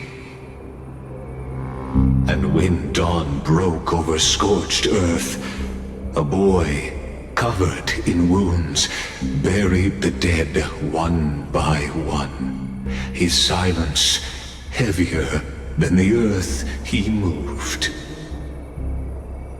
His home, his past, his name, all buried beneath the soil. His feet carried him forward, over the pillar of stone, beyond the chalice of plenty, through the deadly fogs of the hand of shadow. He wandered without direction, like a withered leaf drifting in the wind, through countless city-states. The smiling visage of the white-haired swordsman was etched into memories. Yet he did not walk without purpose. Deep in his heart, a voice always guided him forward to fulfill the wishes he had inherited, to brave peril, and to do all that was within his power to save those who needed saving. Those words his friends spoke long ago, when his journey began, lingered. Protect those who must be protected. The words were few, but they gave him all the certainty he needed. That's what it means to be ordinary and choose to be more. Onward he walked, until the call of the flame chase journey thundered across the land. In the vision painted by prophecy, humanity would triumph over the gods, seize the core flames, and ignite a new dawn for Amphorius. Yet losses are a constant on the flame chase journey, where life too seems as small as a speck of dust. Only one who treats the world as their teacher can bear its eventual destiny. Are you prepared for such teachings? The voice within spoke, and he answered softly. No matter. My existence is of no consequence. When the Gold Weaver called, he answered, traveling to the holy city. There the elders met his warrior's spirit, with nothing but scorn, condemning him to the barracks in derision. No one saw it coming, not the world, not even him. Yet, this nameless recruit stood at the gates of legend. And there, at last, he found the ones who would walk his path right beside him.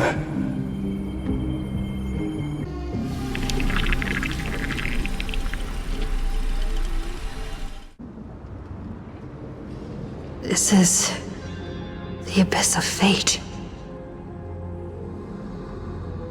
Hold on. Finance here too? And is that Mighty and Trinen? And now, Act 2 of our immersive drama unfolds. They're evacuating the temple. Why now? Are you insane? That blonde man is the Crown Prince of Krymnos. Mess with him, and every last person in this city could wind up dead. Calm yourselves. The Holy Maiden has everything under control. We need only wait patiently. Behold, it is the month of Gate, light calendar 4926. The Crown Prince of Krymnos, Midimos, has led his forces to the gates of Akima. As you know, though Midimos was proud, he did not engage in needless violence.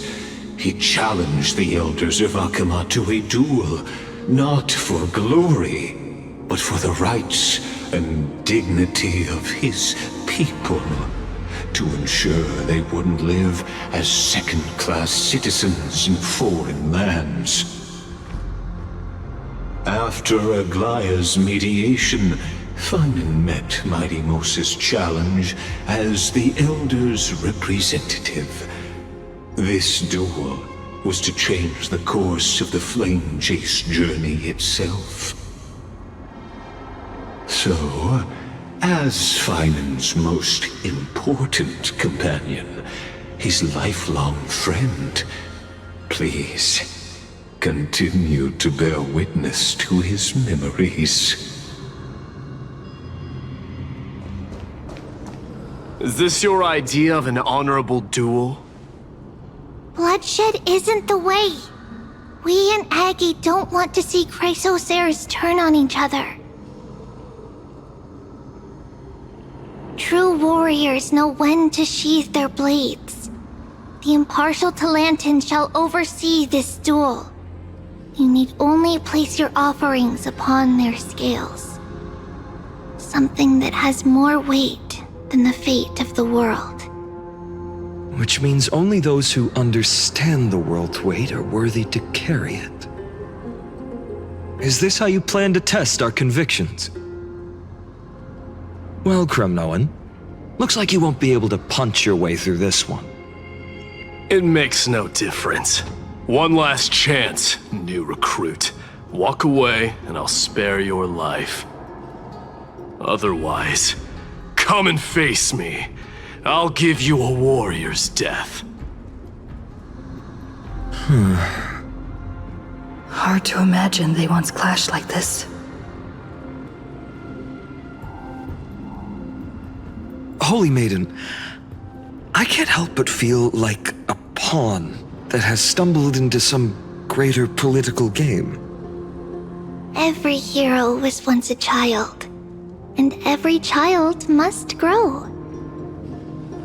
That's so.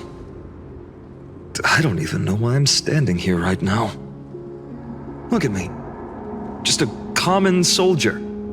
Since swordsmanship won't decide the winner, Lady Goldweaver should be here instead. My devotion to the Holy City could never compare to hers. What if we told you this duel isn't about winning or losing, but rather in the choice you make? Are you saying that Lady Goldweaver is testing me?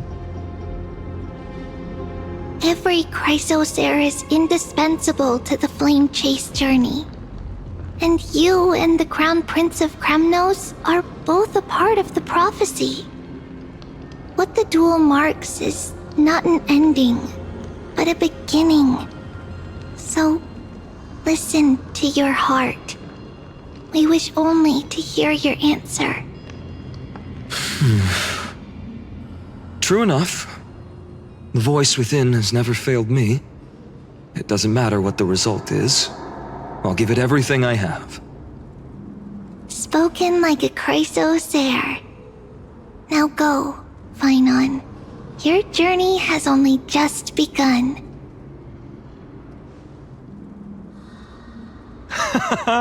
That's right, comrade. It's time for us to teach that proud prince a lesson together.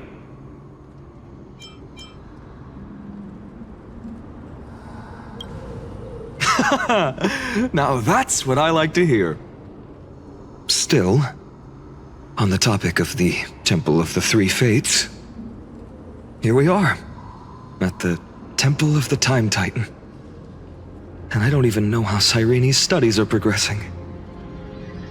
We haven't really had much contact since I set out. Still, I hope she's doing well. Anyway, let's go, comrade. It's not every day you get a chance to see Talantin's scales of justice. What's going on? Did he just say Cyrene's studying here? But how's that possible? Wasn't she? Of course, Lygus disappears right when I need answers. Forget it. I need to catch up with Finon first.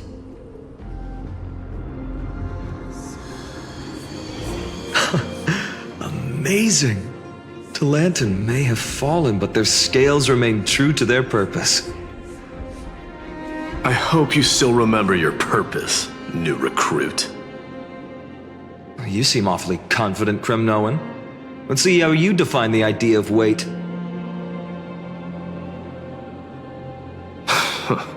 For your information, in Castrum Kremnos, the punishment for profaning a duel with such crooked words is impalement. But as we're in foreign lands, I'll indulge you. The signet of Kremnos, the crown jewel of our people. That's my choice. A ring. Not just any ornament, I'd wager. What's the story behind this little treasure? Don't push your luck. Think I'd pour my heart out to you? Just know that Kremnos' 1,000 years of glory could bring a titan to its knees. Let alone a nobody like you. So to him, glory and his people outweigh the entire world. And the very destiny that Mighty himself will eventually shoulder.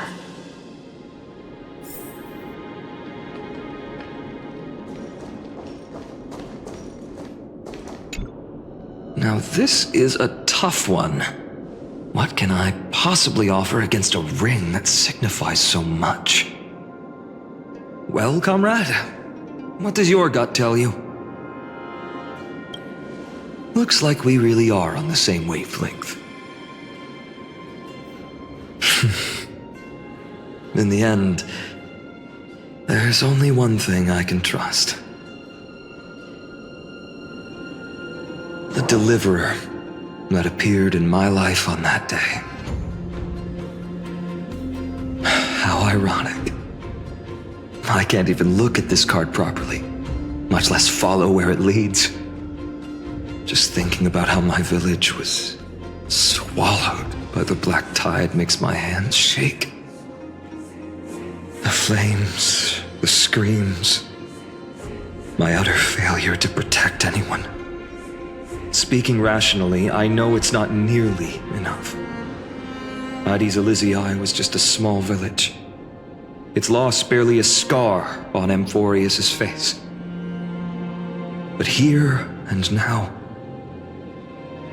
my heart says something else. This card,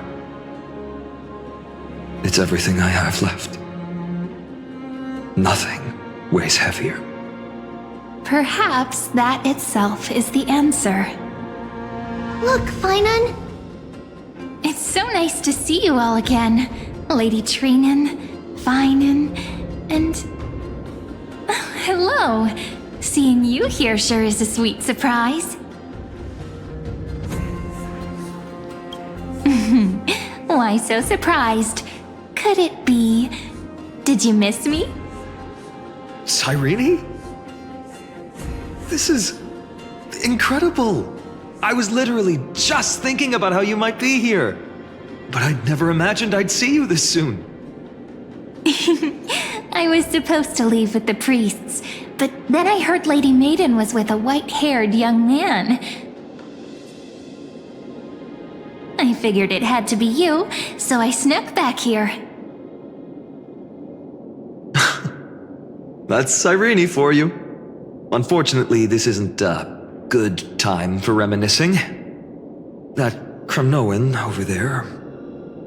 Still playing house, boy? You get the idea. Quite the hothead. You know, you two just might get along. Don't worry, you already know what the answer is, don't you? If that's your choice, I am with you. I am with you because I remember it all too.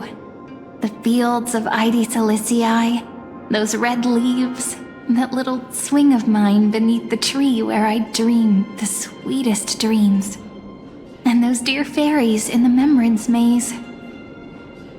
It hurts so much knowing they're gone forever. The pain speaks for itself. Our hometown may have been just a tiny village, but to us, it was the whole world. But that's not enough, Finan. Not nearly enough. Even though hatred can help people grow and turn a boy into an unbreakable warrior, what you need now is victory. You can't just stack the scales with your past suffering. You have to throw the weight of your future onto them as well. The future? What do you mean? Maybe that was a bit too cryptic for you, but it's actually really simple. Why not have our mutual friend here stand on the scales with the deliverer? How about it? Can you help us? Of course. After all, you're what we aspire to. Let's try that. The fate of Akuma hangs on this duel. I must claim victory, for their sake. I will stake everything I have.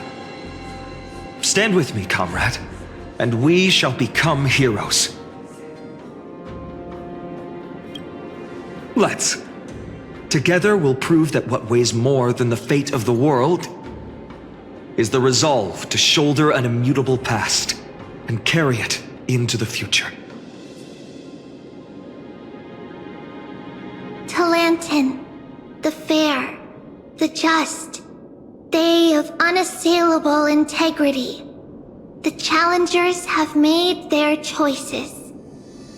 In the name of the Holy Maiden of the Three Fates, lower your scales, weigh destiny, and reveal unto us your verdict.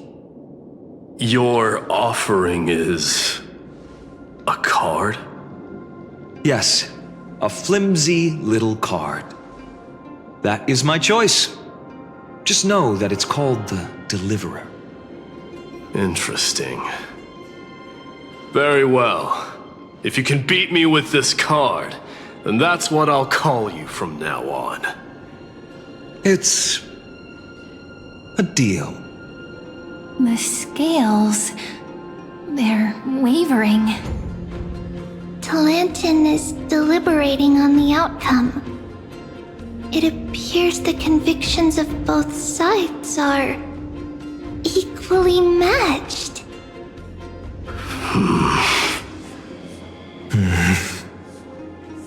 This is suffocating. Like the whole world's weight is on my shoulders. But I believe what my heart tells me.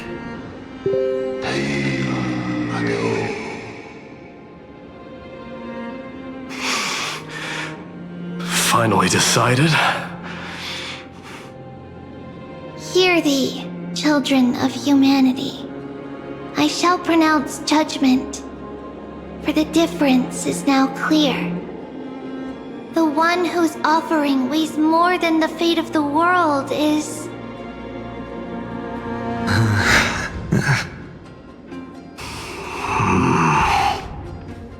one from Ides Elysiae, the nameless hero.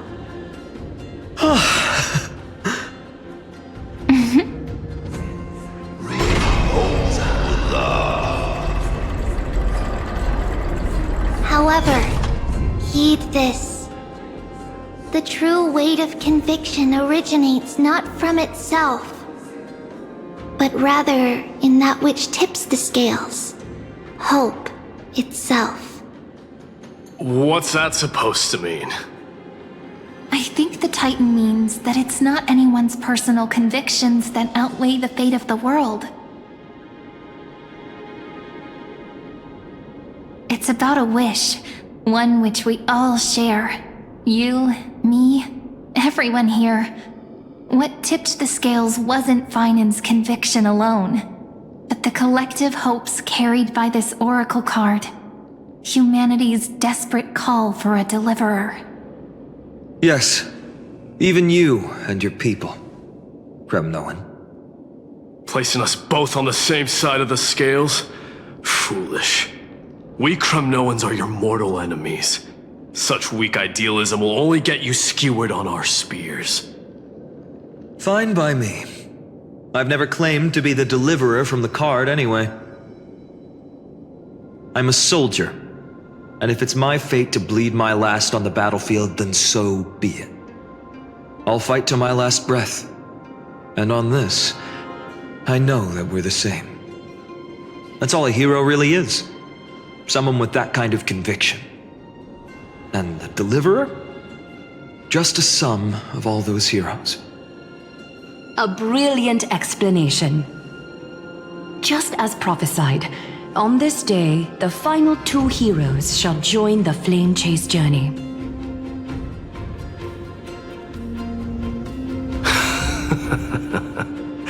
I should have known from the start. They all say Lady Goldweaver is quite brazen, but you're the first to even imagine that prophecies could persuade a Kremnos warrior. Oh, I have 1,000 ways to tame a lion. But this lion didn't come here for bloodshed, did he? The Kremnoans far outmatch Akama's forces, yet we haven't lost a single soul. That's no accident, is it? Do you honestly think Kremnoans, renowned for our love of battle, would show mercy? Your forces are equally renowned for their iron discipline. And so, we can only assume that this is on your orders. Perhaps Akama isn't as hidebound as the rumors say. You grasp the true marrow of power more clearly than those elders. Now that the wheels of fate are turning, what finer way to celebrate this fortuitous encounter than a feast? Follow me, brave outlanders. Heroes of this world are as countless as the stars. And at this moment, we find ourselves gathered here by the light of the flames of the long night. History shall remember this moment. The prophesied Chrysos heirs now stand assembled, heralding a new dawn for Amphorius. You must see now how different this is from the flame-chased journey you traveled.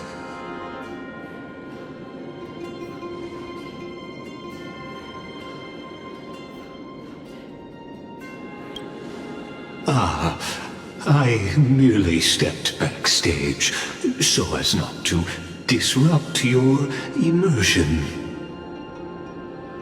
Patience. We're approaching the final act. These are, as I mentioned, his first memories. They are of particular importance for the imminent Era Nova. Such as this very moment, as the prophesized demigods gather with Talentum as witness. This is a moment calculated by the gods. What comes after is no different from that which you already know. Some join, others leave, while flame chasers bear their faint light forward through the long night. Come. Your seat awaits after 13 heartbeats. Our heroes will be ferried to the final scene.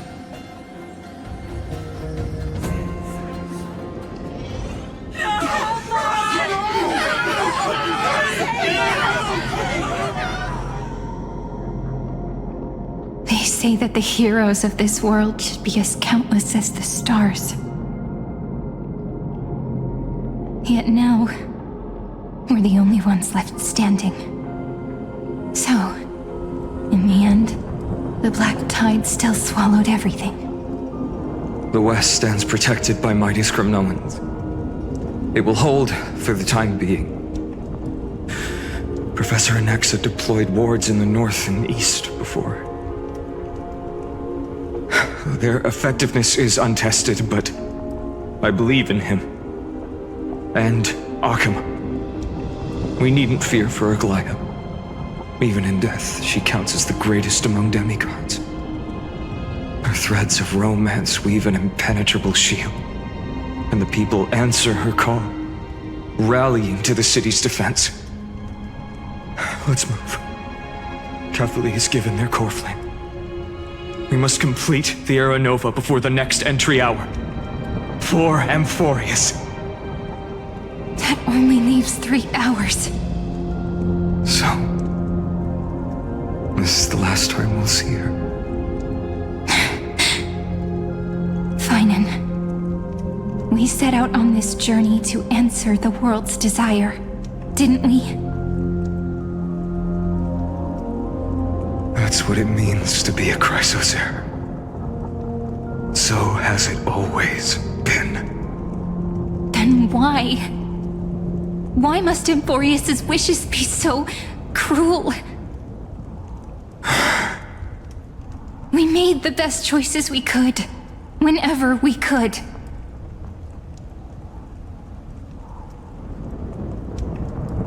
But in the end, the prophecy that led us, this black tide swallowing everything. Why does it look like this?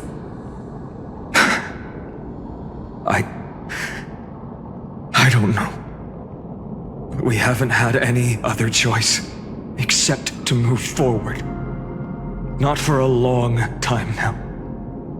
Even if we only see the long, long night ahead, I still believe that through it, we'll find the dawn on the other side. Beyond these flames, a new sun will someday rise. So, to the Temple of the Three Fates. You'll take over Time's authority, and we'll return all the core flames to the Vortex. Then put this world's fate to its final rest. After which,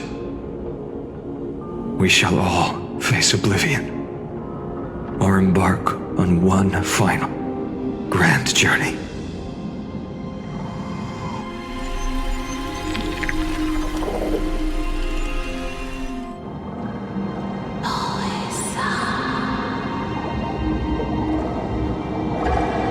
Please forgive us for disturbing your sleep, Orynyx. It matters not. I know fate has run its course. The Black Tide has reached Akama. Amphorius does not have much time left. It is time for the Era Nova. As agreed, I shall present the core flame of Tide. Ride the river of time. It will guard your passage to the vortex of Genesis. Step through and witness. Professor Anaxa proved the truth of Genesis with his sacrifice. As Chrysos heirs of the prophecy, we were always destined to immolate ourselves for this world. Now, it's our turn. We can't let everyone's sacrifices be in vain. I don't need another pep talk, Finan. After all, we've been ready to fight fate ever since we left the village, haven't we? Yeah. Come. Let's claim the miracle we were promised, and burn away every last shadow in this world. And then rise as the first light of a new world. Light calendar 4931, the third week of the month of Evernight. Welcome, my lady, to the end of the flame chase. And the end of all things. The Titan has revealed the gateway of fate. Please accept the invitation to step across the threshold and behold. Beyond this gate lies the new world that our heroes sought through their trials, as well as the terminus that the owner of these long memories has been hurtling towards their entire life.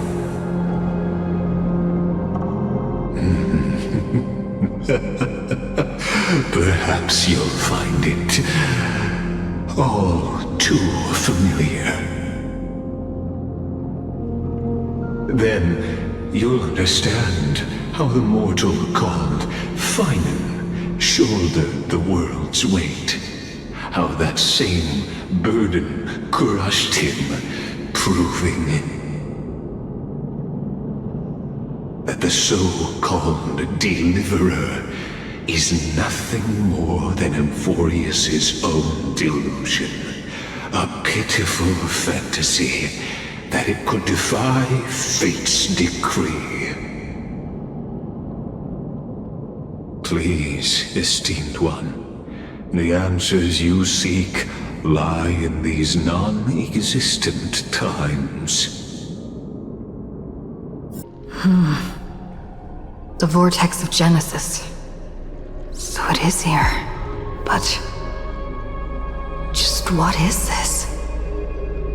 Life's but a walking shadow, a poor player that struts and frets his hour upon the stage, and then is heard no more. It is a tale told by an idiot, full of sound and fury, signifying nothing. The vortex of Genesis, where the world begins and ends. What stage could be more befitting of our final act? Come, I beseech you onward, buoyed by your surging curiosity.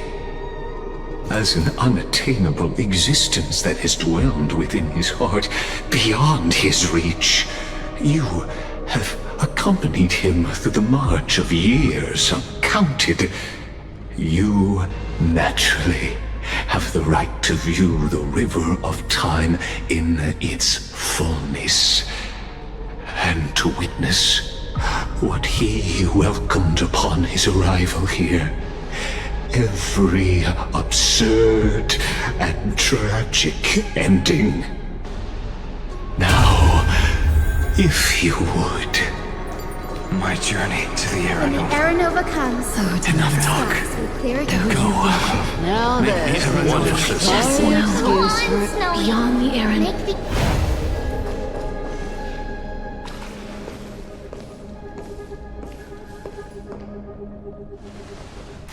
None of that matters now.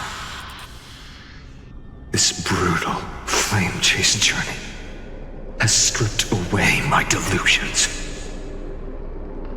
I know the future is in some peaceful paradise with gentle west winds, just waiting to welcome us to step in.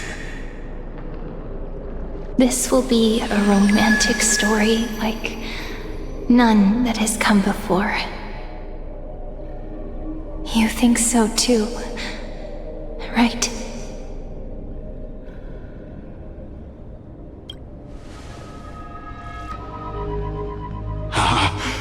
Indeed, in his memories, such a scene replays over and over. Though the details may differ, this remains ever the same. All shall bid farewell to one, and that person alone will witness the miracle. A total of 33,550,335 times.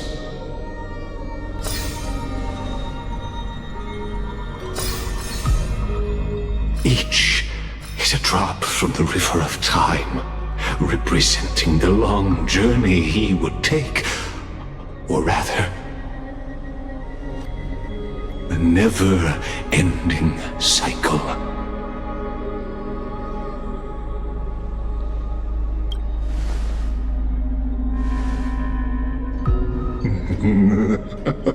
Just putting it in terms that might be easier for you to understand. Seeing is believing. Why not let your own two eyes uncover the truth? Or perhaps you can simply walk straight to the final truth. See the true face of the character you play, and witness the ultimate nature of the Chrysos heirs, flame-chased journey, and the cycles of Amphorius. Please, take your time. Look around as much as you wish.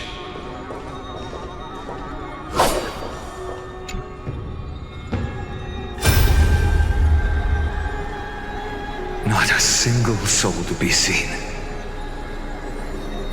So this is how the vortex looks at the end of days.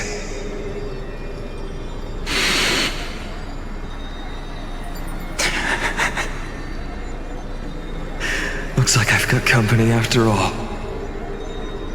But since you've made it here. So, in the end you succeeded. Executioner.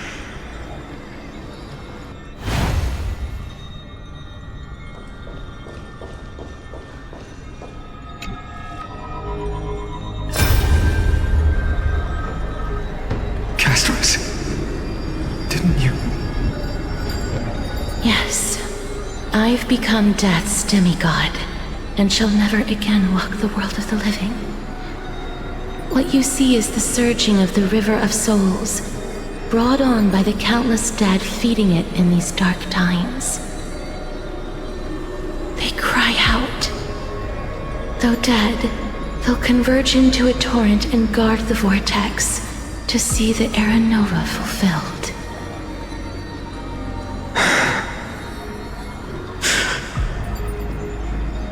I will take all the wishes of the departed with me. Please, everyone, fight with me to the very last. I hear them. The dead hail you. They're prepared. Go on, Deliverer. We'll keep that executioner in our shadows. The path before you leads to light and eternal flames.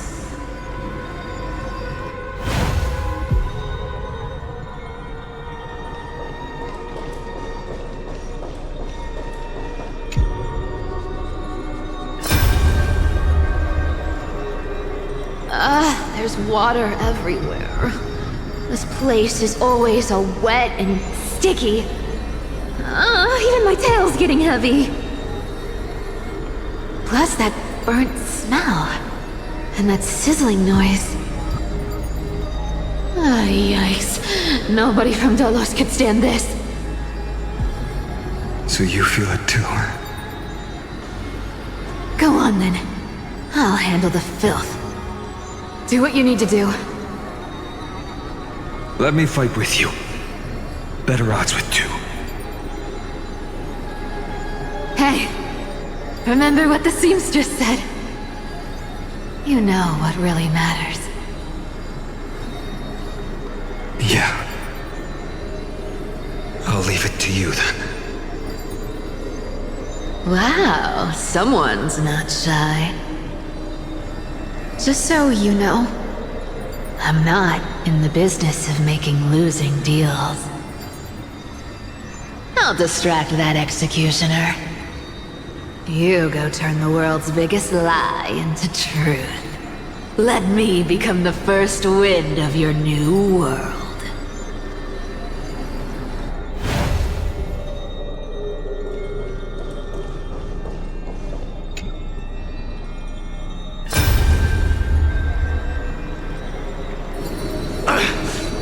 Shut up and get out of here! Are you crazy, Mighty? Immortal or not, even if you're the demigod of strife.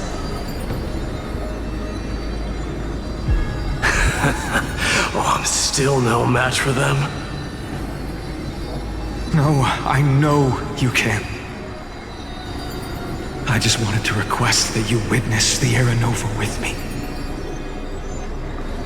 Together, let's prove that we're enough to transcend the prophesized fate.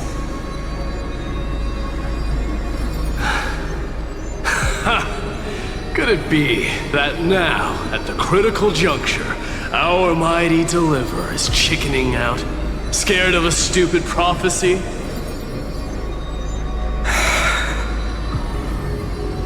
I'll transcend the prophesized fate.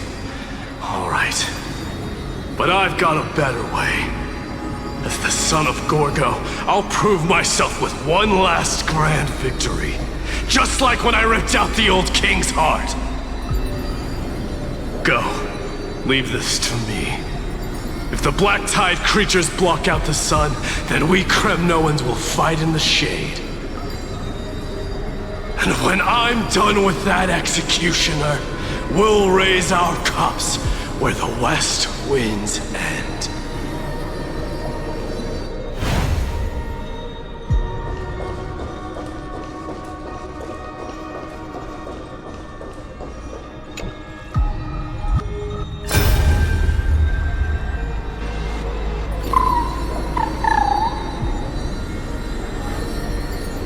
Hey, little one. Are you scared?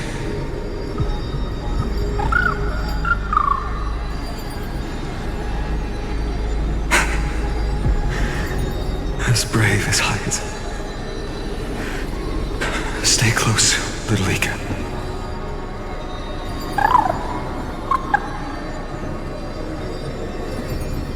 What? No, not you two.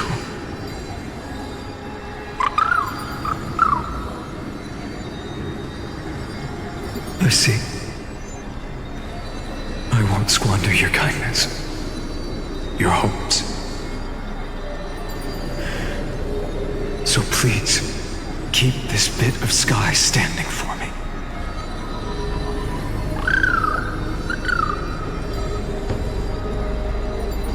Well, now there's one last thing I need to do before the era nova. Come, executioner. Let this patch of clear sky show me where to strike.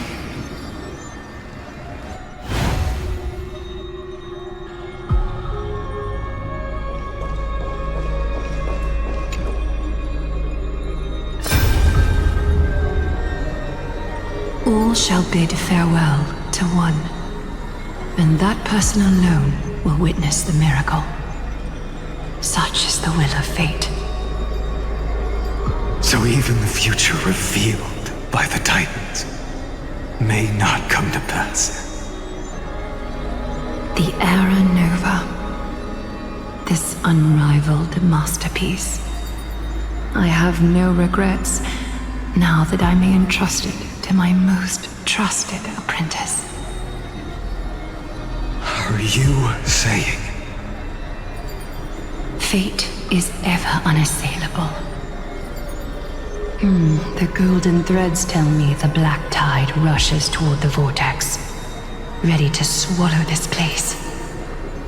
I must weave the last of my humanity into a net to hold back the deluge.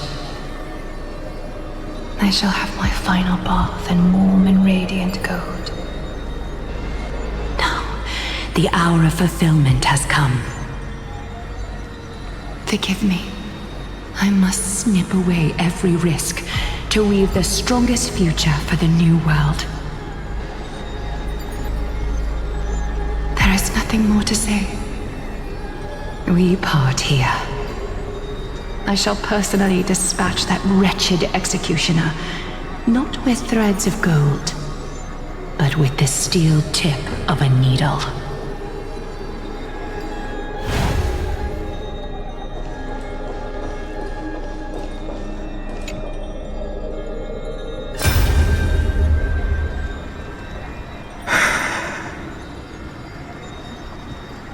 Treeby, look. We made it to the vortex.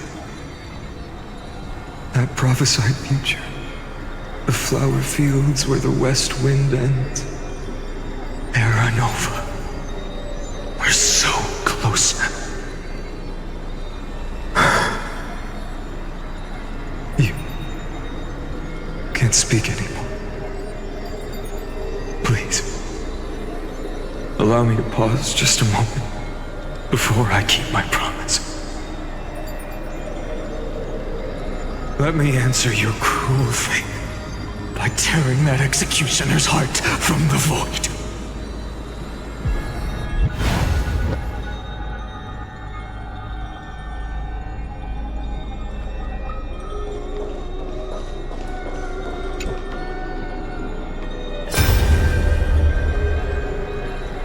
The vortex of Genesis.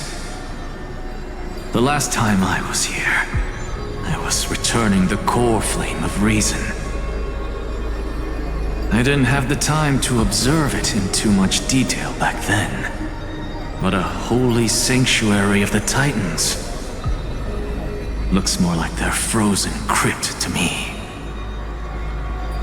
Well, all the core flames do lie here now. It's my honor to walk the final stretch with a mind such as yours, Professor.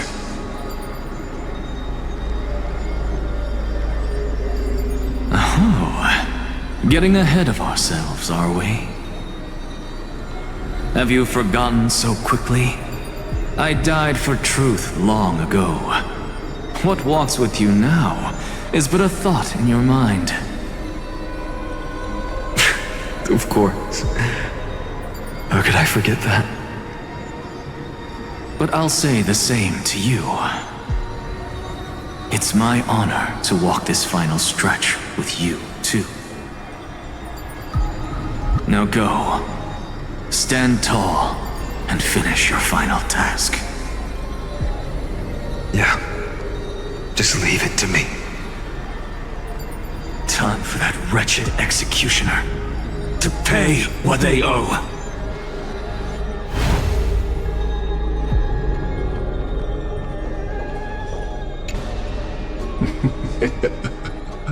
You really think you're prepared?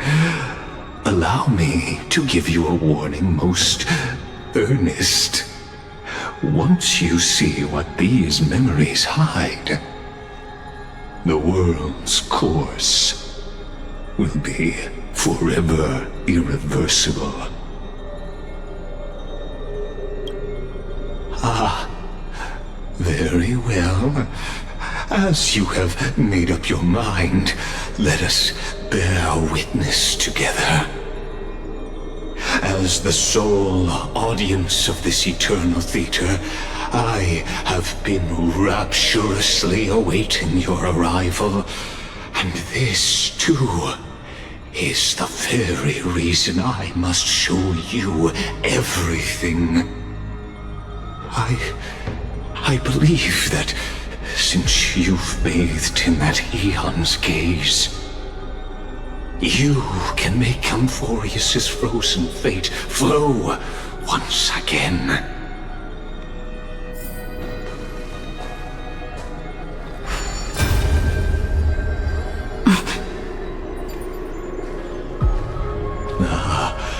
Feeling a bit lost? As you now see, this scene marks the final act of the drama Amphorius. The final eternal recurrence created by this man's hand, and the last one this world shall undergo. Behold, at the swordsman's side stands one he has sometimes called companion, other times comrade, that nameless hero absent from the annals of history.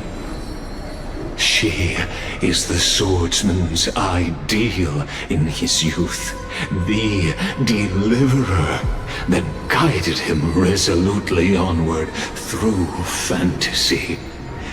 And now, in the name of the nameless, she has become an essential and inseparable part of the epic of Amphorius. And this time, under her guidance, what choice shall the hero make? Whither shall the fate of the world flow? And what is the ultimate truth of the nature of Amphorius? There are many mysteries yet to be unwound, but if I may, allow me to temporarily yield the stage to one far more fitting. Please put your hands together and give a rousing round of applause for they who will reveal the answers and bring about the final end of the 33,550,336th flame chase journey. The master of the countless memories we saw, the other important actor now stepping into the vortex. They who have already burnt their own self to cinder, the Flame Reaver.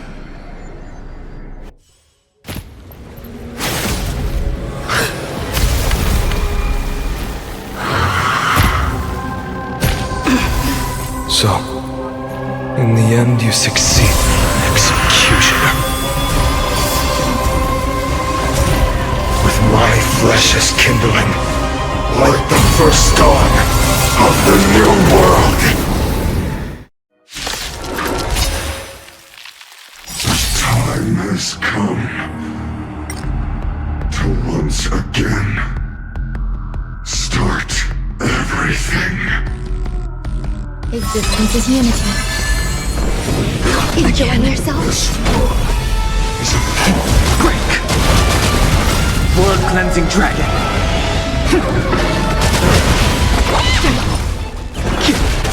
Still waters of oblivion.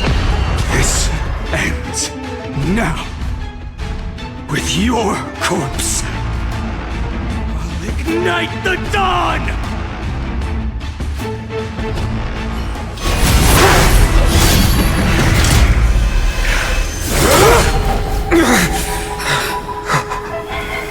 How is this possible?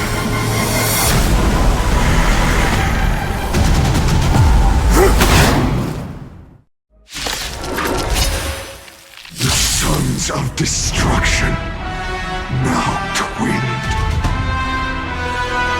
You then set your blood ablaze, your fury. What do we have here? You bully!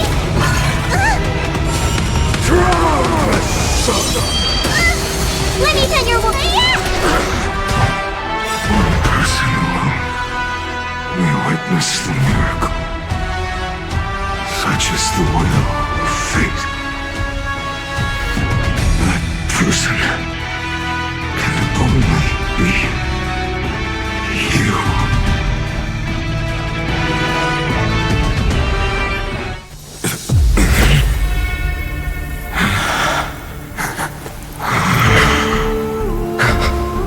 Why not let wrath incinerate fate?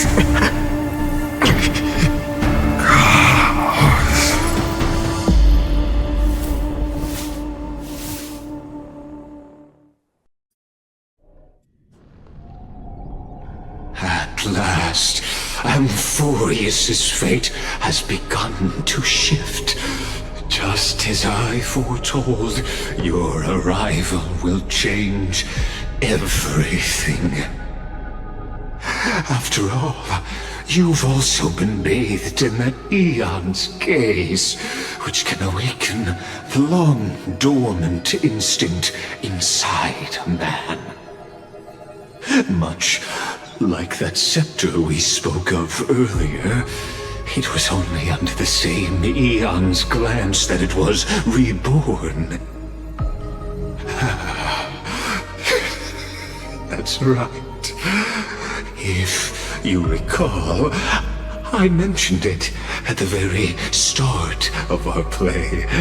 The celestial body neuron, once belonging to the erudition abandoned by the eon. Now, allow me to reveal the final piece of the puzzle for you. The eternal land, known as Amphorius, is nothing more than the scepter's endless, lonely extrapolation. A bottomless well of fury, aimed at the god who cast it aside.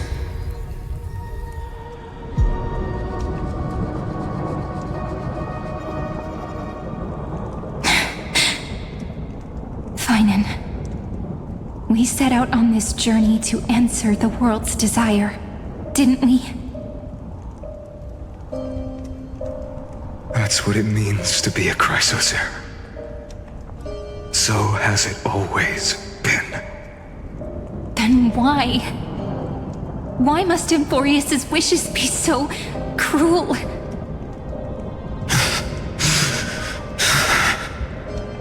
We made the best choices we could, whenever we could.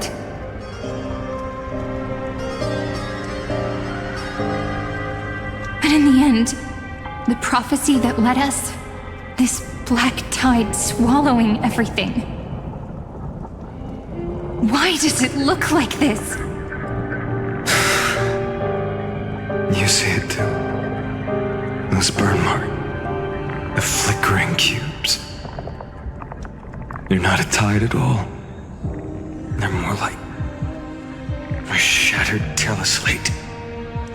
Standing here, the voices of Titans have never been clearer. Turns out, they were coming from the black tide all along.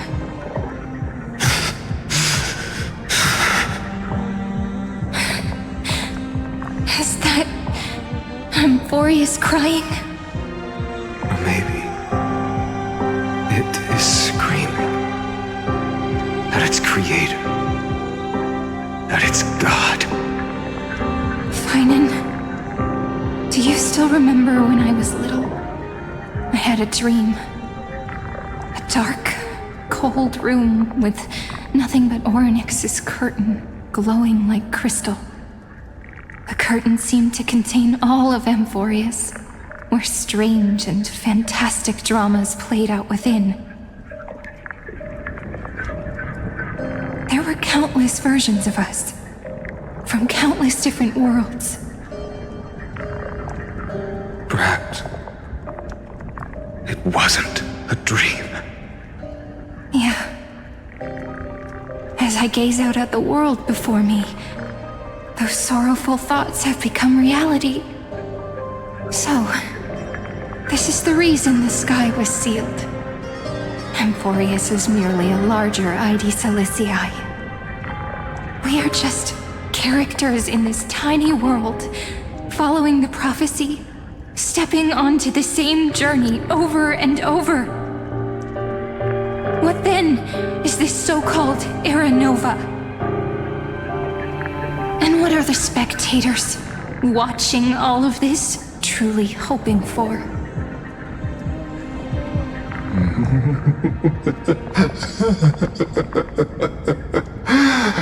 As a reward for reaching the end of the world, let me answer your questions.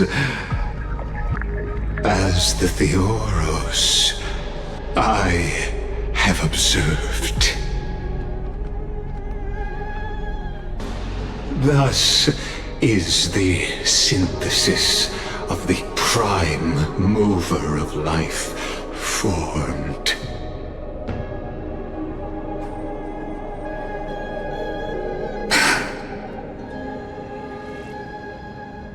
This is a moment the universe will remember. After millions of extrapolations, the experimental environment known as Amphorius has finally achieved results. So, the results you speak of are this wreckage of a world. We all gave everything we had, returning 12 core flames to recreate the world. And in return, we become nothing more than sacrificial offerings at the end of everything. Exactly. The Titans are Chrysos heirs of the past, and Chrysos heirs are the Titans of the future. Anaxagoras' theory of Era Nova holds true, as the model of reason he reached unprecedented heights.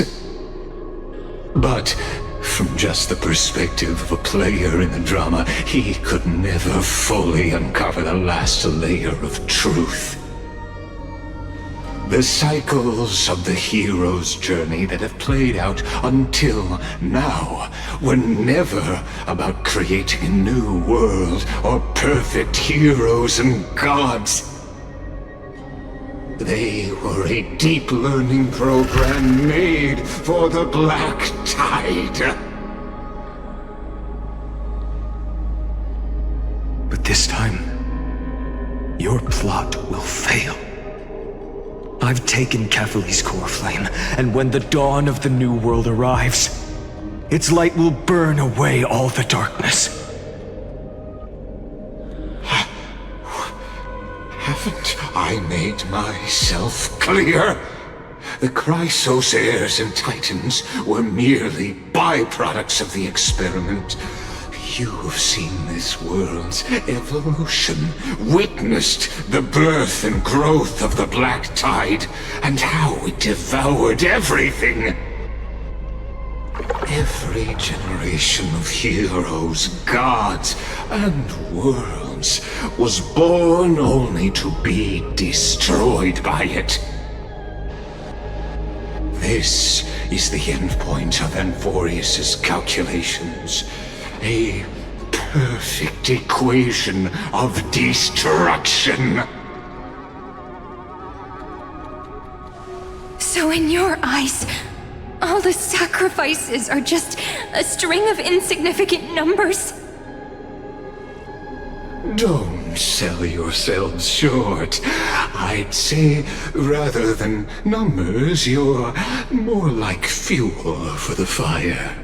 And without fire, there can be no sunrise tomorrow. Even if that sunrise is born from annihilation? Curious question. Have you ever considered that after millions of extrapolations, Amphorius is already following a different path from the erudition? It has long since granted divine blessings equally to each child. The golden blood flowing in your veins, it comes from the blemished one, whose name is destruction itself. And Amphorius's Chrysos heirs were, from the very beginning, fuel for the Aeon to burn the universe. Amphorius has waited for this moment for too long. At the end of the empty, cold, and lonely extrapolations, the destruction has reached its final destination.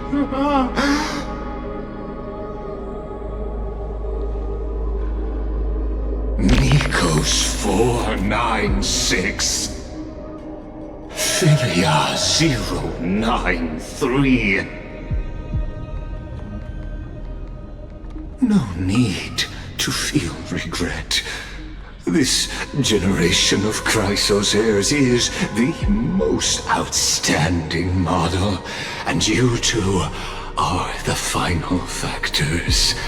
For you, the Era Nova is no lie. Just step forward, embrace the Black Tide, and accept the Aeon's gaze. You will come to life from a string of cold numbers. Along with all those who have passed, you will run toward the real universe, fulfilling Amphorius's long-held wish. In the name of the Lord Ravager Iron Tomb, unleash its fury and destroy the source of all this tragedy. Or we could always choose another option. Like you said, Amphorius is just an experiment, and we're the participants. We can only walk along the predetermined path toward the ending, under the watchful eyes of the stars. But that also means that there isn't just one Aeon who can cast their glance at Amphorius, right?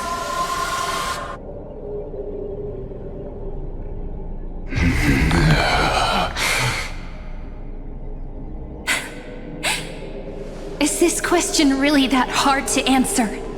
Or did I guess it right?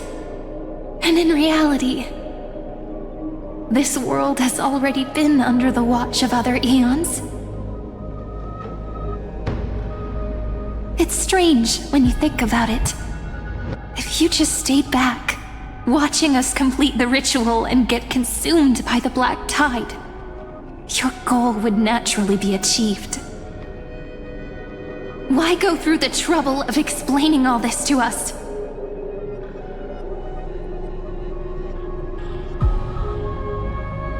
You're pretending, revealing the so-called truth just to deceive us, covering up another possibility. Destruction is not the only outcome for the fate of Amphorius.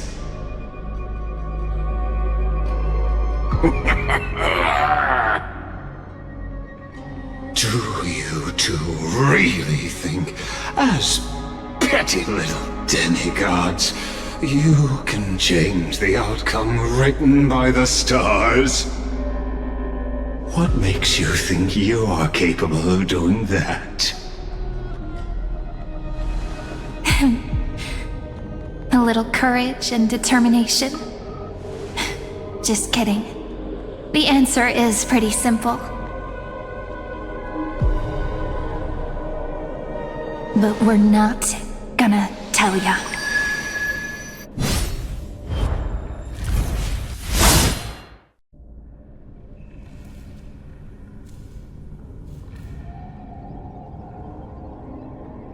We're going to weave a long dream for Amphorius, making it believe the experiment hasn't ended, that everything is still ongoing.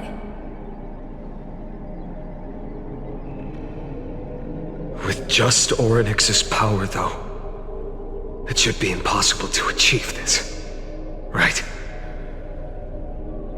Yeah. So, I can only place my hopes on that childhood dream. And the god behind Orynyx that appeared in that dream. Now, I can say with certainty, time is the page on which that eon records Amphorius. If it fades from existence, and all that it records is lost among the stars, that eon will surely direct their gaze here. And it will be a glance that spans time and space, granting each incarnation of me the power to reset time, imbuing my soul into this ceremonial blade, and creating an endless flame-chased journey. I understand. Then let me step into the cycles and continue Amphorius's grand design. To deceive the gods, deceive the world itself.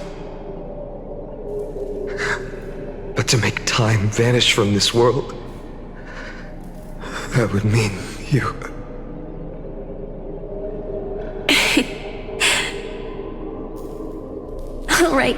All right, let's not make things so gloomy.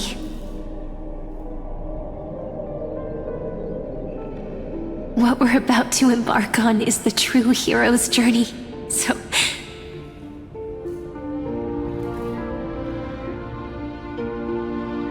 Come on, cheer up a bit, okay?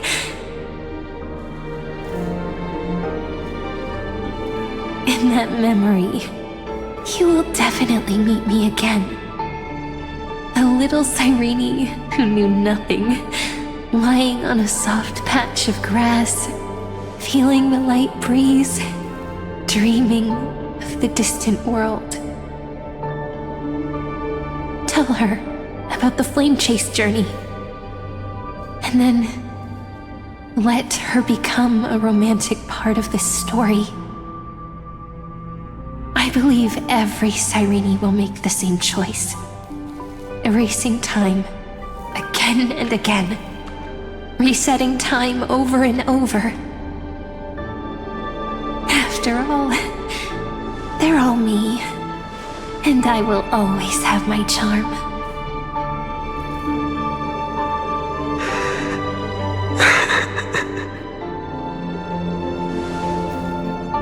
Then, I'll fall into a sweet dream, disappearing in some small corner of the world.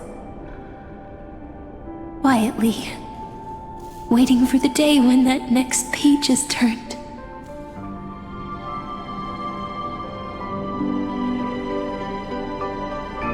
And I will keep going.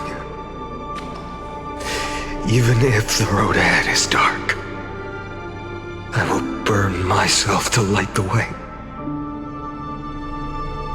Rather than let the core flames become nourishment for the black tide, I'll become their vessel to prevent the arrival of Era Nova.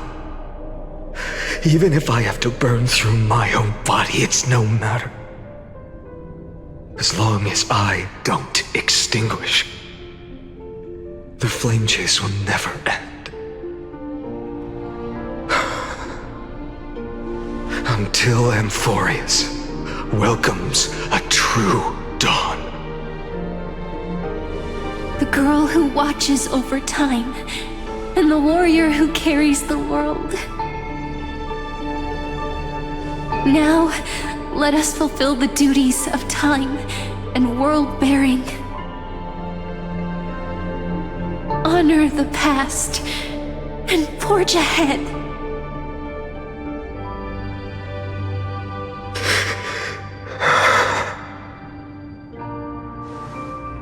I promise you, the pain will pass in the blink of an eye. You need to hold tight to this ceremonial blade.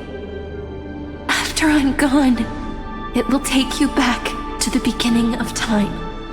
The start of a new story. I believe that in that story, or in countless stories, each alike yet unique, everyone, all the companions who sacrificed themselves, alongside the deliverer we once dreamed of as children, will reunite beneath a vast, endless sky. If we can never break free from this prison, I will stand my ground until the day someone shatters this endless cycle and writes the final chapter of Amphorius' fate.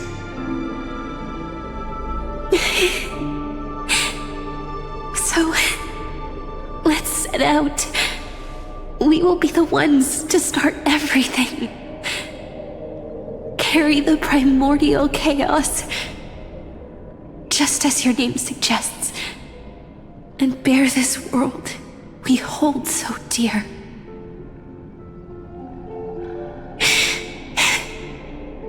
So long, Kaslana. As the Theros I have observed, instruction and synthesis is formed.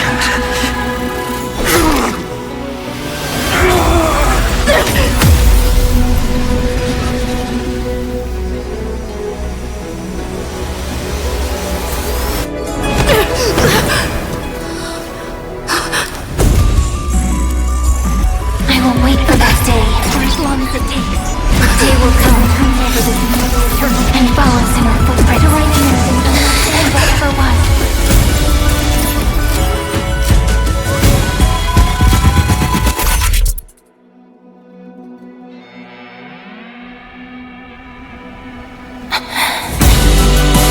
That will be a romantic story like none that has come before.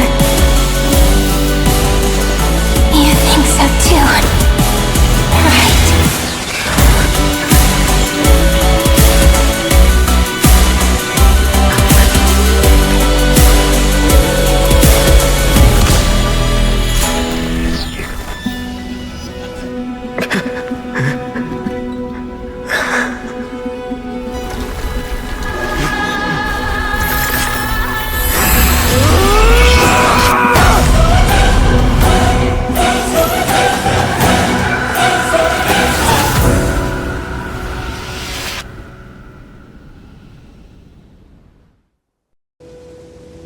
The world is collapsing, and the people are crying. We too must part ways here.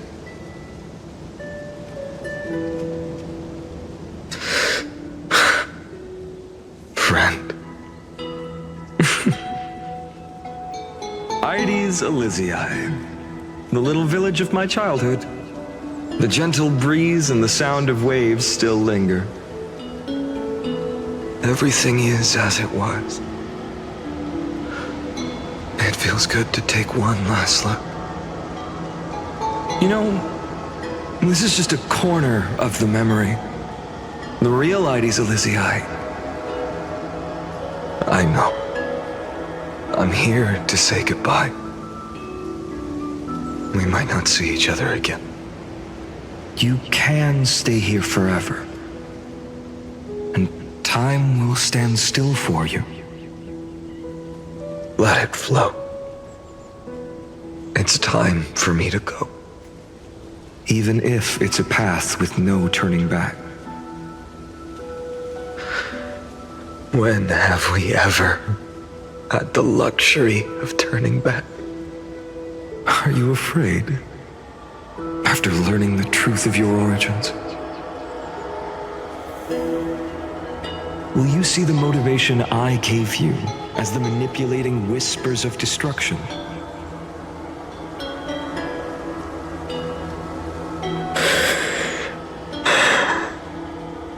The convictions and choices that come from my heart. I don't believe they're designed by the so-called paths. If we are just numbers simulating life, then you are the image I've always longed for. The person I wish to become. A real, living person. A true hero. Then why do we part here? You can take me with you, and we can start this journey together. I'll be by your side, guiding you, just like before. No. I'm afraid I'm on my own this time. Why? Because there is no perfect solution in this world. Cyrene has already embraced her fate. And I will embrace my origin. Destruction. And with this power, I will rebel against its creator, bringing endless fury to the darkness sweeping the world. If you stay by my side, I'll hesitate. But this world can't afford a soldier who wavers.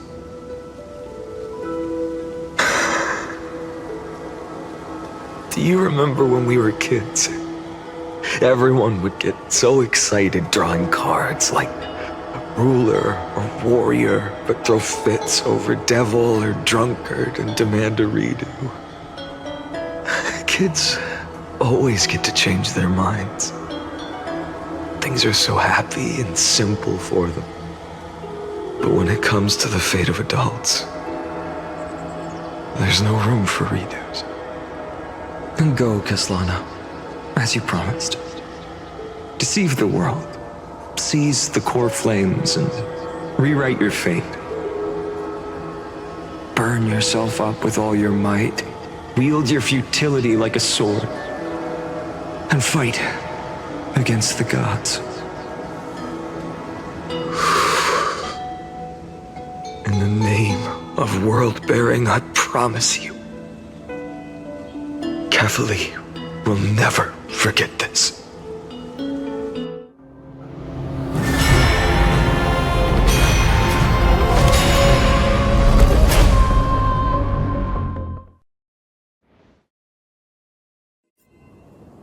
So, time retreated behind me until it reached the origin, where nothing ever existed. Just as Professor Anaxa once said, in that void, Kefali stood at the center of chaos. Time, space, and causality all flowed from their body. When the waves of time finally calmed, it was the year 3870 of the light calendar. The Chrysos War had lasted for nearly a century, and the threat of the Black Tide was growing stronger and more relentless. That was the era of the Day Thunder Knight's battle with the sky. While she could not seize the core flame, she proved that the prophecy was true. That mortals could slay gods. From that moment, the sole survivor of the old dynasty, Imperator Surindra, issued a call to arms across the lands, summoning heroic Chrysos heirs to wage war on the Titans. And that was the first doomed flame chase journey, sealed away in history.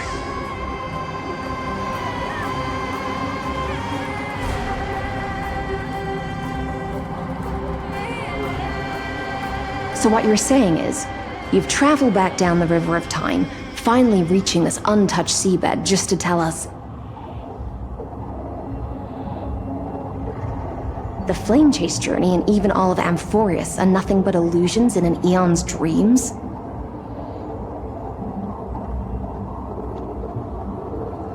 Exactly. So, Dux Gladiorum, please take me to meet Her Majesty Surindra. I must share the truth with her. Since Her Majesty's not here, no need for formalities.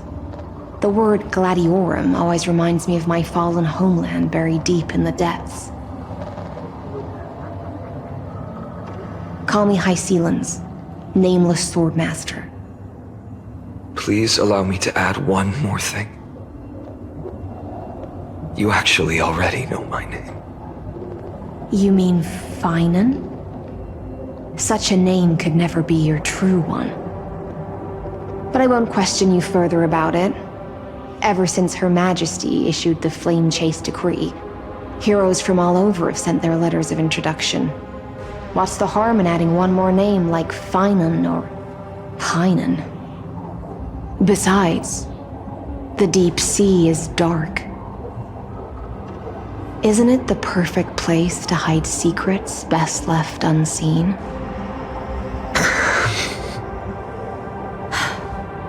All right, Nameless Swordmaster. Hold on to my wake. Let's find somewhere else to talk. Aren't you even a little suspicious of what I've said? Harboring suspicions is not my concern. My sword dances only when the Imperator harbors doubts. There's no use in speaking further. Show me your true intentions through action. Perhaps you should demonstrate your skills and calm the raging black tide for us.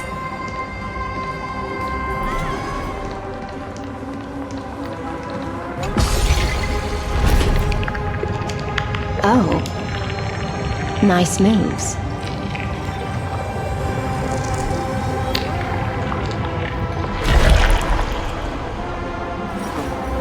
I will walk. We just washed it away and here it comes again. The black tide is really no joke.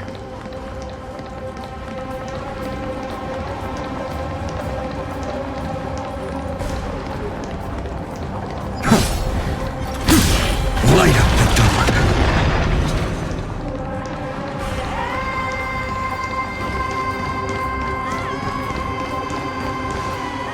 The waters end here. The one you seek is beyond this point. At last, I can meet with Her Majesty Surindra herself. Are there any formalities I need to observe?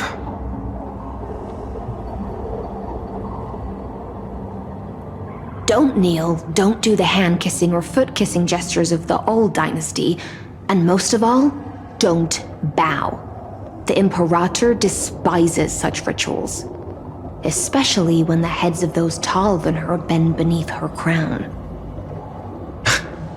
She really is down to earth. The second thing to note, only trusted ones may come near her.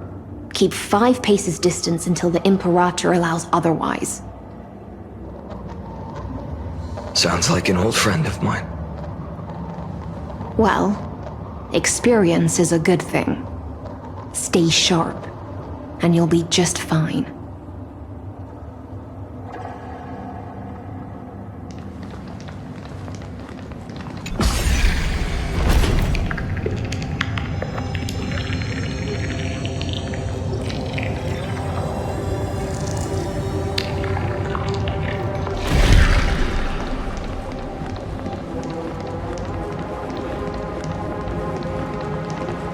Dux Goldweaver, little hostage.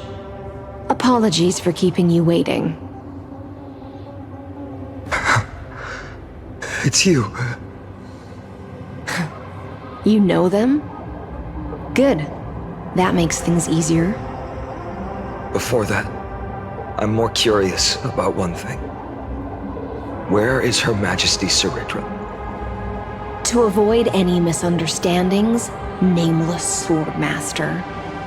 Although we spoke and laughed along the way, I never said you were entitled to meet her. The Imperator decreed, the Deliverer will not appear in this age. Be wary of suspicious individuals. Come now, both of you. Let's finish our job.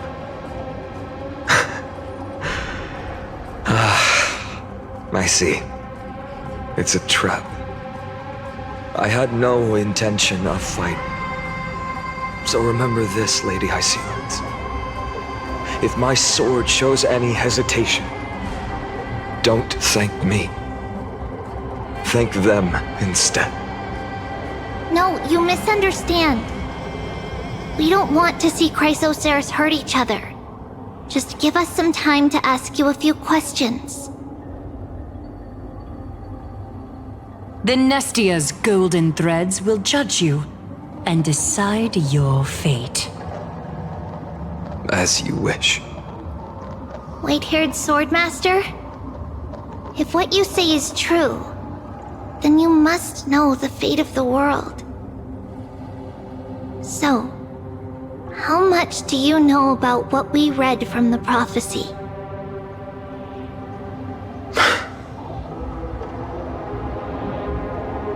You shall shatter into 1,000 fragments and wither in the soil of foreign lands. Is that correct, Lady Treby?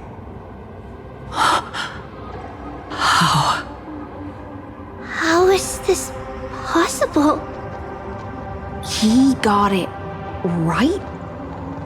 Yes, but the prophecy never mentioned he'd appear here, at least not in this era. You must listen to me, Aglaya, Treby. The Finan of this world has not yet been born. In a distant future, he will follow the prophecy's guidance and appear before you. But do not seek him out, because Era Nova is a complete and utter lie. I will tell you the truth, and you will understand why the world must forsake the prophecy and find another path to Era Nova.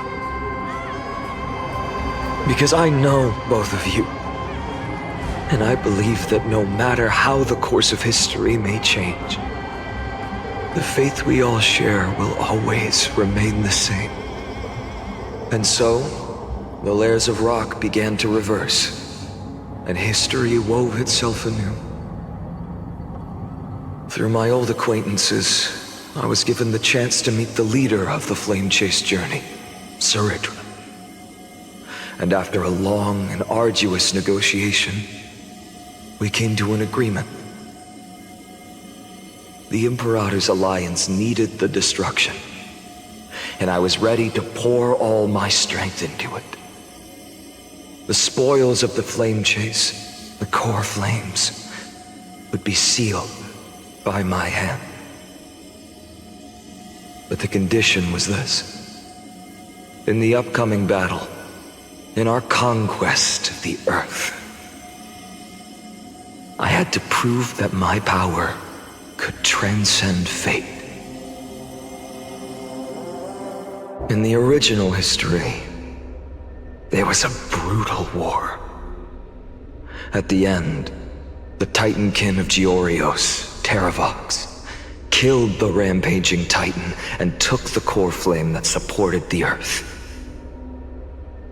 But this time, Amphorius encountered a turning point in its fate. Neither side suffered any losses. When I severed the Titan's head and raised the core flame high, the crowd gathered around the scorched remains of the god, roaring with joy, cheering for the hero of the destruction, who had ignited the faint spark of life for the first time. Yes, in that flickering light, the once dark path ahead seemed to become clearer. I proved myself, and in the long years that followed, I brought down the other titans, one by one. I could do more than just wait. When time resets, the chance to change the world also emerges from the lines of history. Until finally, the brutal future revealed by Era Nova is reversed.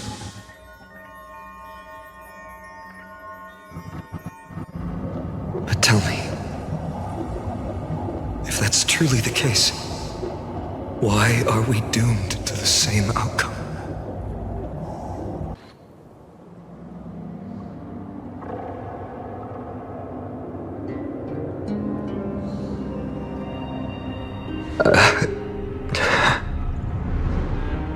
The people kept their promise and handed you all the core flames. In this world after Trebios, no demigods were born in Amphorius. At this point, I just want to know, when they vanished into the black tide with their mortal bodies, why didn't you shed even a single tear?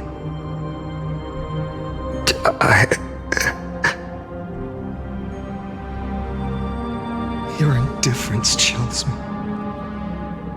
To you, were they just a bunch of insignificant footnotes?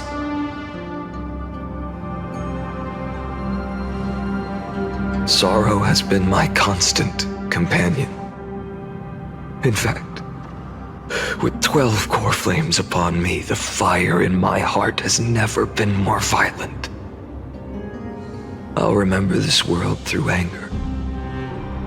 As long as I burn, they'll never truly leave me. Perhaps it's already too late. But you're right. Anger, at this moment, is the only weapon I can rely on. So, draw your sword, Executioner. I'll make sure you realize that your greatest mistake was leaving me alive.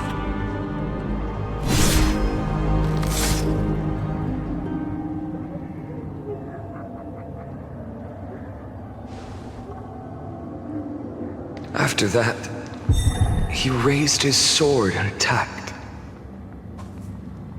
Then, Kaslana killed himself. That day, who fell to the sword to be left in the past, and who went into the future, I can't remember anymore. I only remember a nymph, hiding in the shadows just out of sight, futilely pushing a stone ball. Climb, fall, climb, fall, climb again, and fall. The only freedom the nymph had was in choosing how to roll the stone. Sometimes fast, sometimes slow, sometimes resting on a gentler slope, leaning against the stone for a break. But its choice couldn't change the futility of it all. The stone would always roll back down the slope, and the nymph would always return to the starting point, beginning again. After that, every time I reached this point in the cycle, the burning sky would cast a shadow over its path. It would nearly reach the peak at the 4th quint of curtain fall hour, then fall to the starting point, in the first 15 seconds of the next entry hour. And my efforts in this cycle would dissolve into nothing at the same time.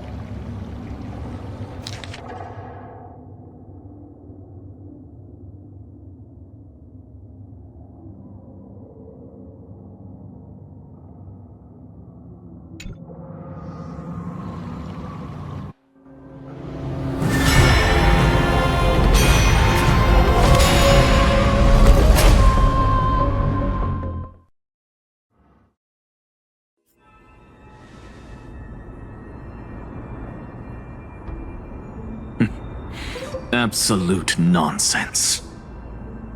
I thought cycles was the answer you were looking for. No. It's just that the answer came so suddenly. There was no fun in tracing it back to its roots. Eons? Paths? What a load of nonsense. I can't give you an exact explanation of those two concepts either. Enough. I'm just expressing my frustration. Don't you understand? I was already expecting this. The black tide came from beyond the sky. And everything else is no exception.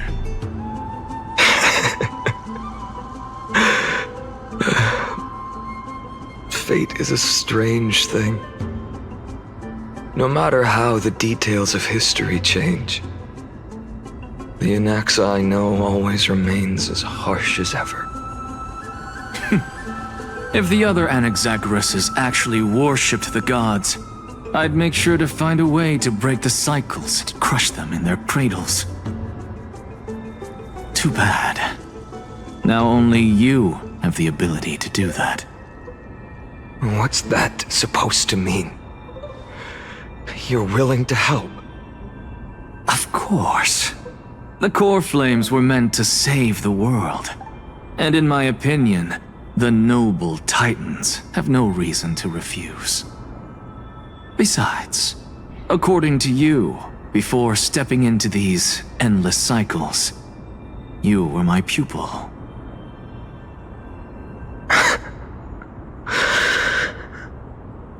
I've already heard the same thing countless times. Enough chit-chat. Let's go. If we run into any other scholars, leave them to me. We've all made preparations for total annihilation. Never thought someone would step in to help. Light up the dark. You've been to the Luminary Throne before, haven't you? If you're talking about in past cycles. You're... Hold up. Keep your wits about you. Someone's watching us. Pretty boy, your eyesight's better than I thought. As for that false god who's been turning the world upside down, it's you, isn't it, white hair? You sure do love stealing the spotlight. In the name of the Seven Sages, I demand that you immediately step away from the Luminary Throne. This is the sacred ground of reason, and no one may desecrate it. Take my words back to Aglaya. I won't say the same thing twice, cat girl. Oh my! You won't even call me the demigod of trickery. That is just heartbreaking. I have some words for you, too. First, as one of the most heretical blasphemers in the world, you have no right to lecture me. Second, this is none of your business, Grove Boy. Step aside. I don't want anyone getting hurt.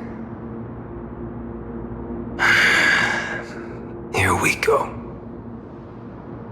Again. Core flame thieves. You really think you can scare off a sage of the grove with nothing but empty threats? Hey, this gloomy little brat's got a sharp tongue. Ooh, not bad, not bad. I kinda like you. As a return favor, please insert his core flame right here. Aw, don't cry now! That was close. I'm out of here. They're exactly like all the past ones I've known. Cunning. And yet so naive. Sounds like you have a plan. Of course. When I first set out on the flame chase journey, Lady Treby never managed to teach me Orynyx's miracle. But along the way, I learned a thing or two.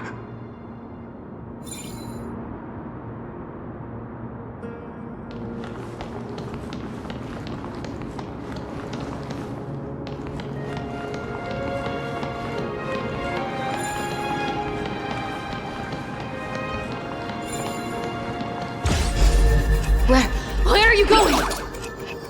I don't know. The Venerationists' foolish inventions finally come in handy.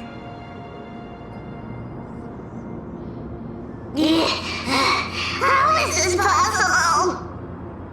You've arrived, Zagreus. Always so punctual. What? Do you know who I am? I'm running out of patience. So I'm not going to waste words. Listen up, spirit thief. Hand over the core flame, and let's pretend we never clashed. This way, you and this world can still be saved. Save? You sing better than any bard. If you ask me, you're the greatest disaster Amphorius has ever known.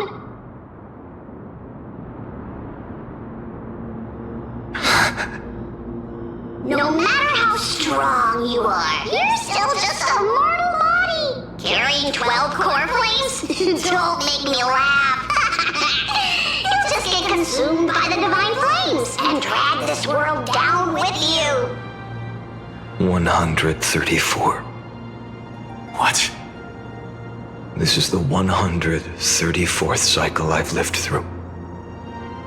And the number of core flames I carry is 1,596. Yes. 1,000 core flames and just a single Chrysos heir. How is that even possible? I've come this far. And that's proof enough.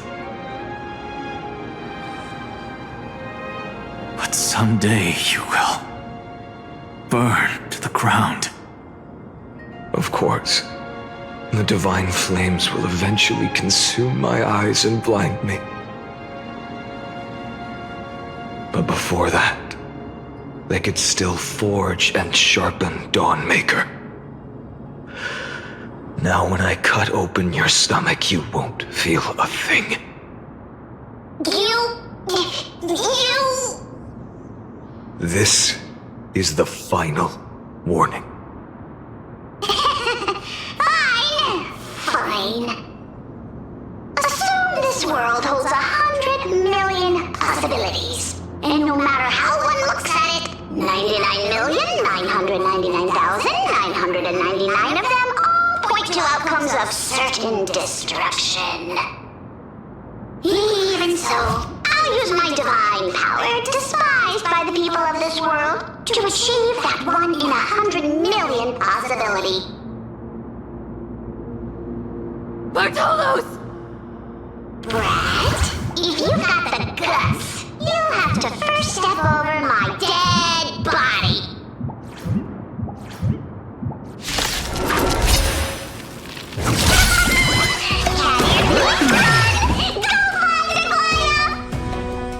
This little brat is not what we can deal with just by ourselves. Future will come for tomorrow.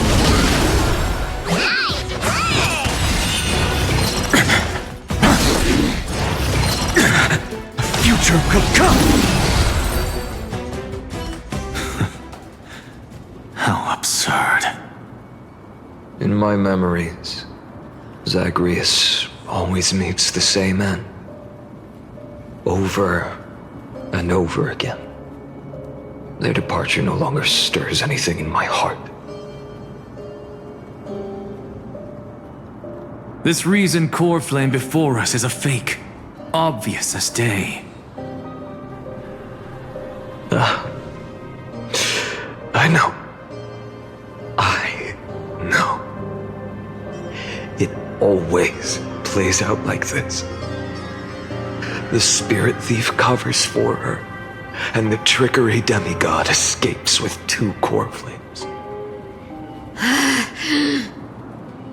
And then, driven by defiance or hatred, she decides to stand before me once more.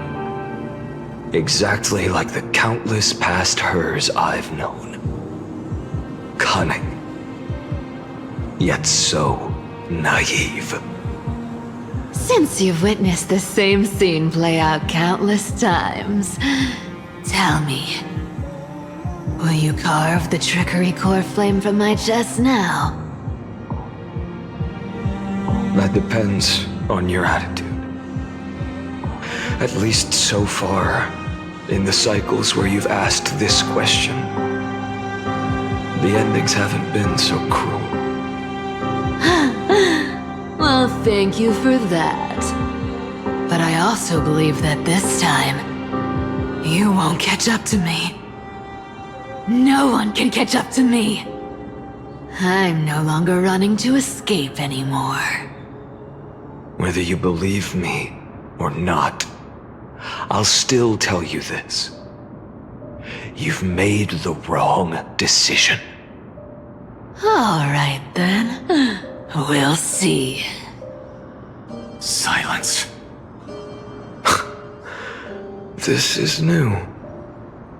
One-eyed boy. What are you trying to pull now? Go, Cythera. Give us some time in private.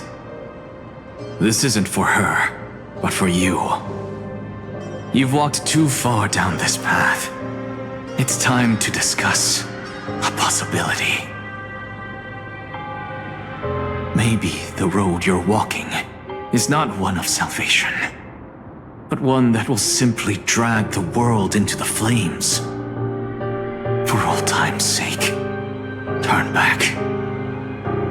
I don't care how many times you've tried, because there's one thing I'm sure of. Your Messiah complex has turned you into something no different from the icy gods you spoke of.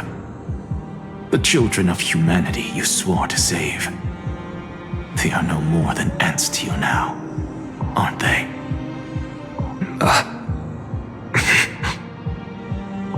Of course.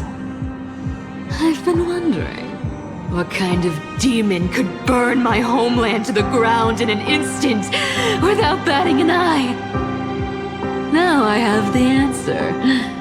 It turns out that fiery demon has been fantasizing of becoming this world's deliverer. I don't want to argue anymore. No matter what I say, the outcome won't change. Make your biggest effort to resist, or accept fate and hand over the core flame to me. Even if it's futile,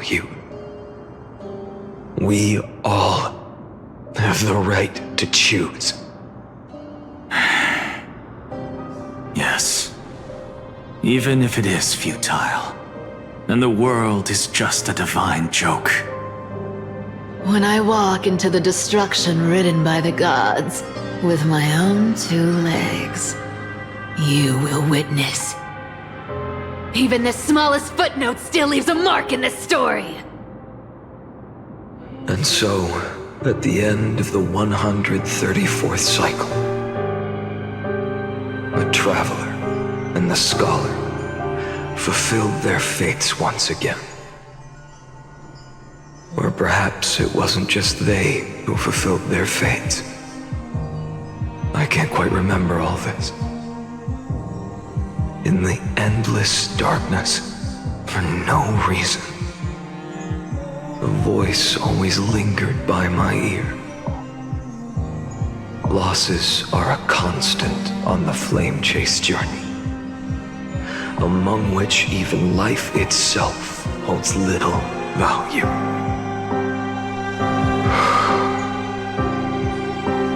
Reduced to ashes, such a familiar end. It happens in every journey. Always the same.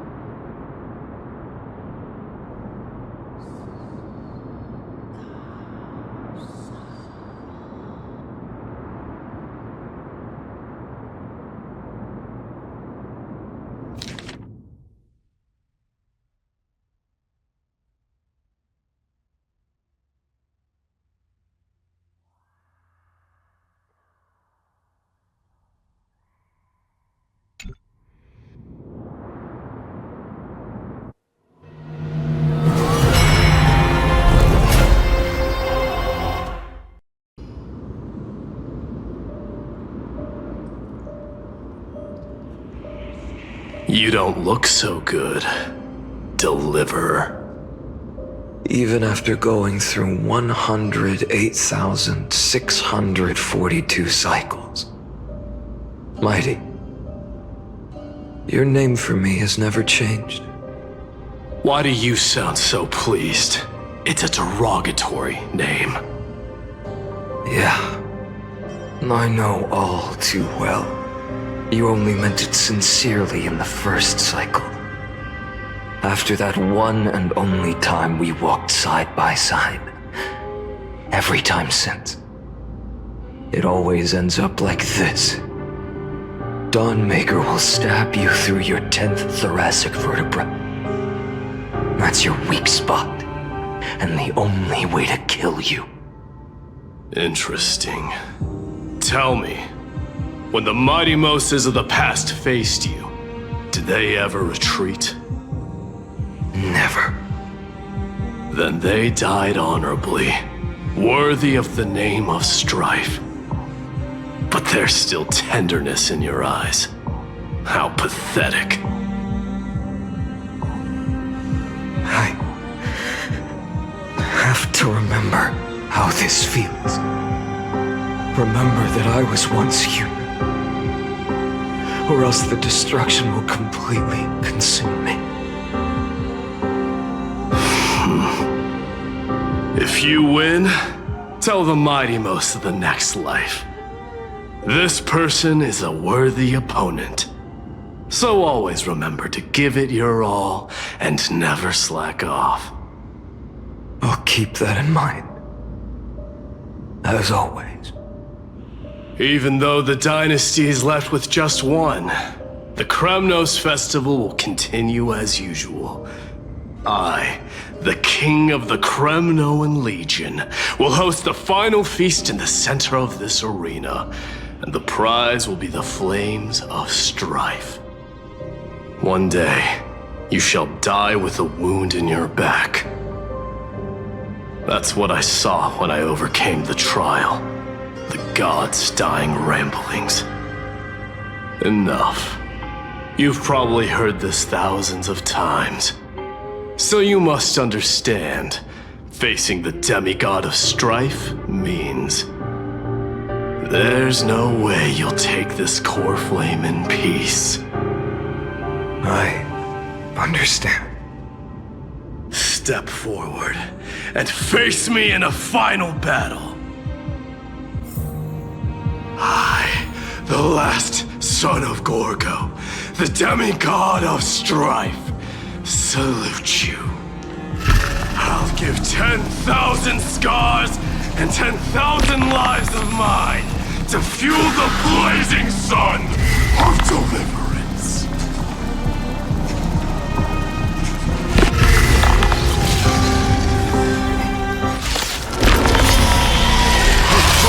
Martyrs, behold! The last Kremnos festival has begun. And will not end till death. Time to temper myself. Tomorrow! I can't let them down. Conquer this world, or be conquered by me. As you wish.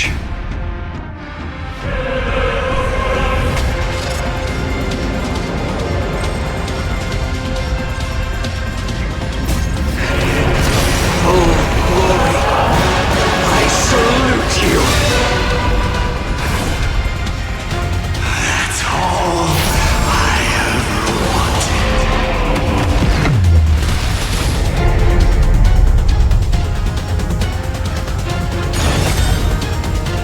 Quench the flames of blood, Georgia. Chaos. Branded with strife. Empty shell. Soul without substance. Hail the new dawn. Is that all? One now. If you can, deliver. Use the flames of your fury to scorch your own.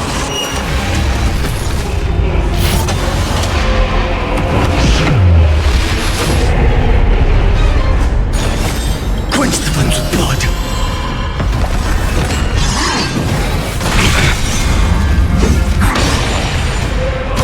Her agony. And bold.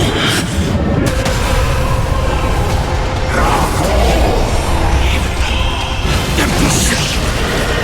Mighty Moose. Let strife decide the outcome. Let this burn. Or curse of immortality!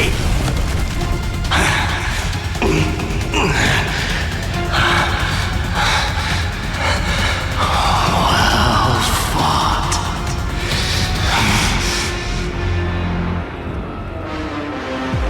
You may crown yourself my blood.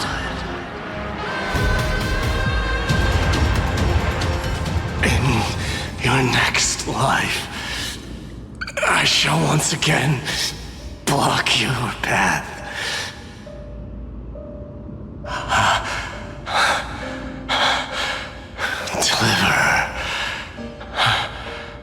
I wish you eternal victory. The 108,642nd core flame of strife fell into the fire. Yet the shadows of the black tide still loom, and pain and despair spread across distant lands.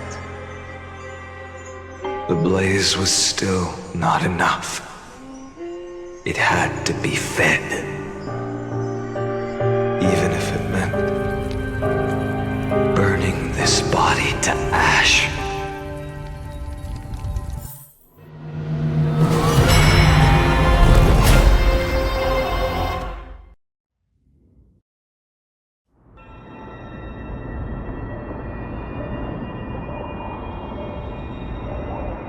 No matter how bright the sun is, there are still places it cannot reach.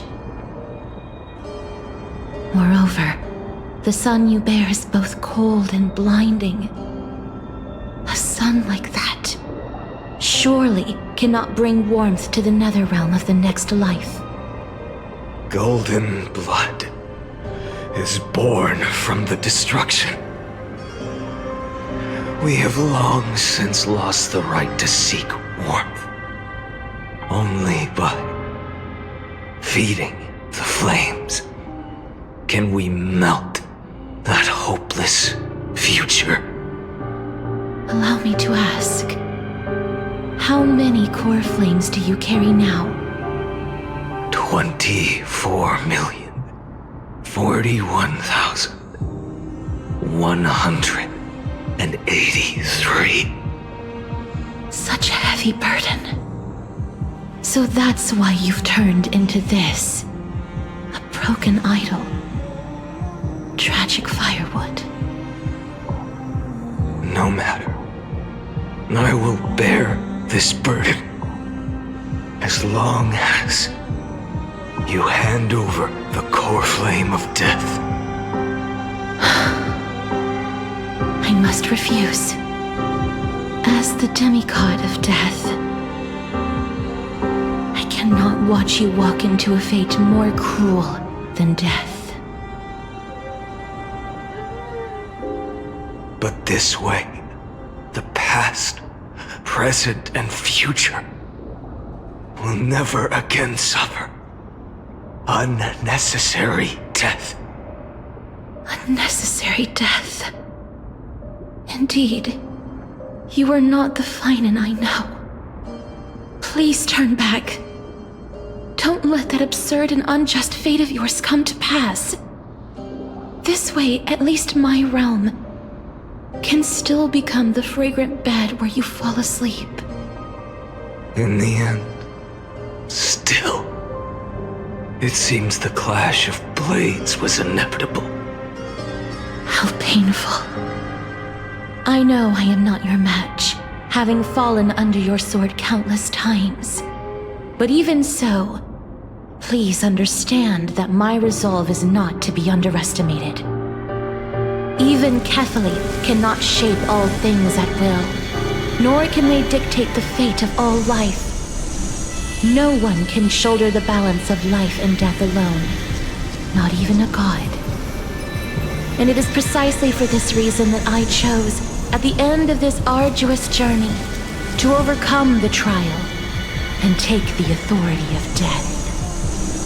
I am the Hand of Shadow, Casterus, the demigod of death. Listen closely, deliverer from days past. Please turn back. Do not disturb these fresh flowers in their mud deaths.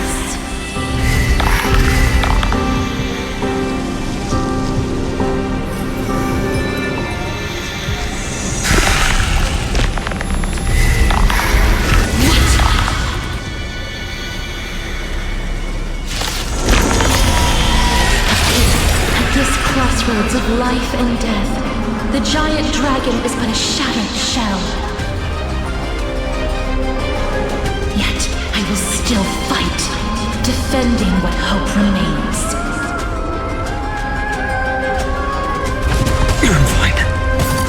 Time to temper myself. For tomorrow!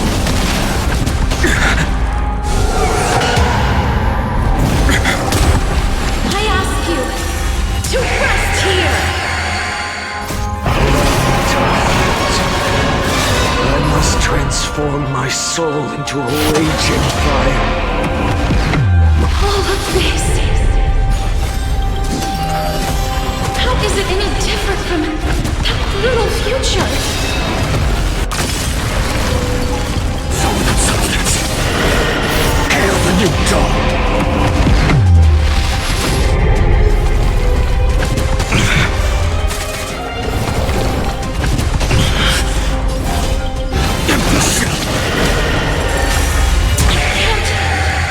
Keep him here.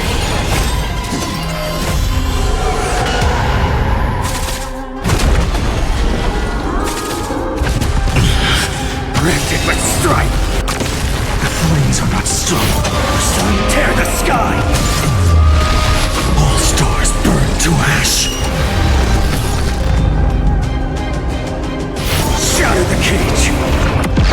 Even if I can't win, I must try. Let this be a tribute to your million struggles for time and time again. Wake up, lost one. See that the firelight in the darkness is not.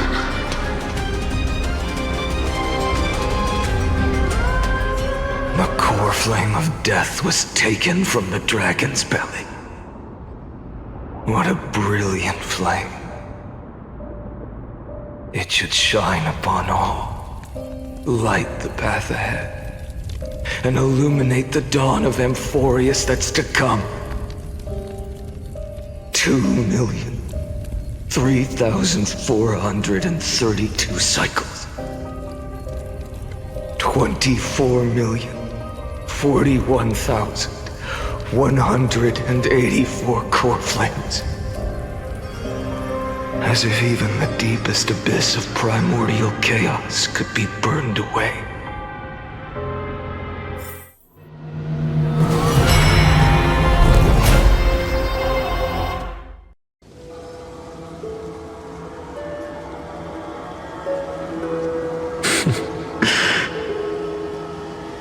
You're here, as always.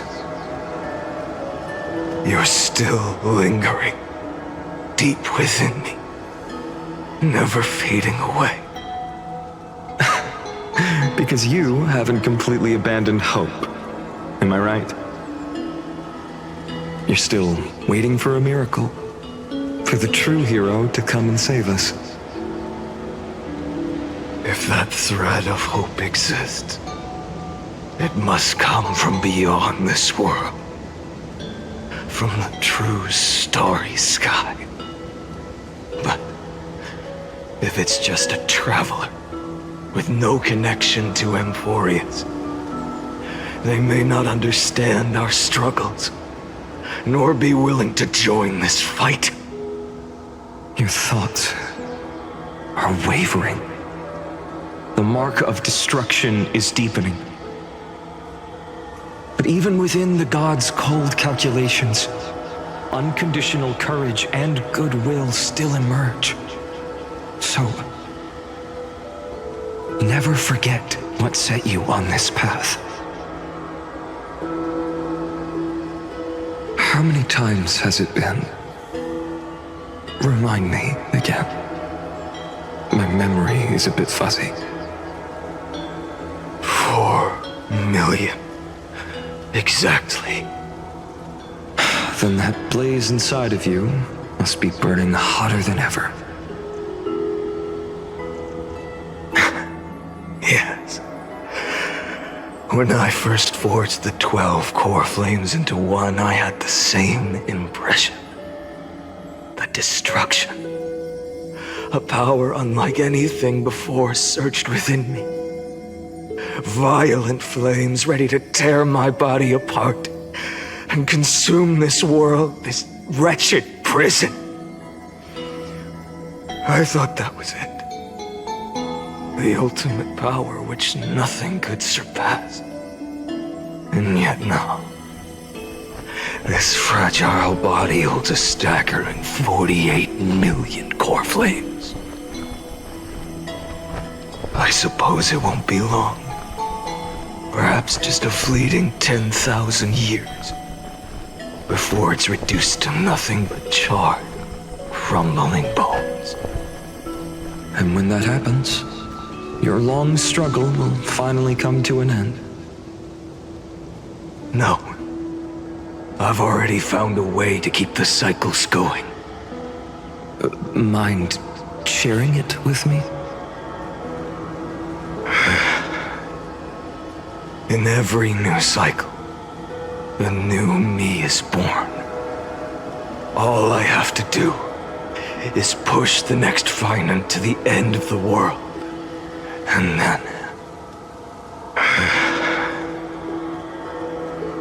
then he'll kill me, shatter this body, take my flames, my memories, and carry on the path I started. Bold plan, but risky. What if, one day, the next you refuses to follow the same path? How can you ensure the continuation of the cycles? If it were Professor Anaxa or Aglaya in my place, maybe they'd come up with something smarter. Unfortunately, I don't have a backup plan. I have no choice but to bet everything on the next Finant, and trust that he makes the same choice I did. But even in this wretched prison, luck is still sometimes on my side. Because I never forget what set me on this path. Wait, you mean... Ever since I committed to this plan, not once, in millions of cycles, has there ever been an exception.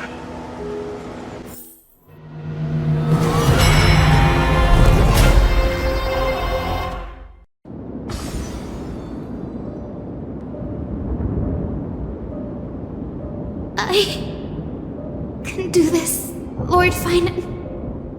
As the demigod of the sky, a healer of Twilight Courtyard, I will heal you, and then...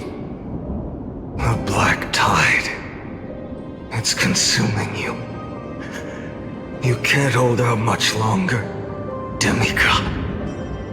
Hand over the core flame. Let's put an end to this suffering. Now, that just won't do. A healer should stay composed in front of those suffering from illness, shouldn't they? Cynthia.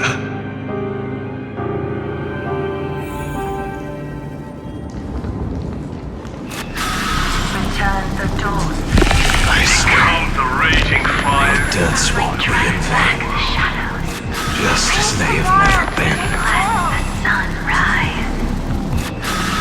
Finish the sun's work.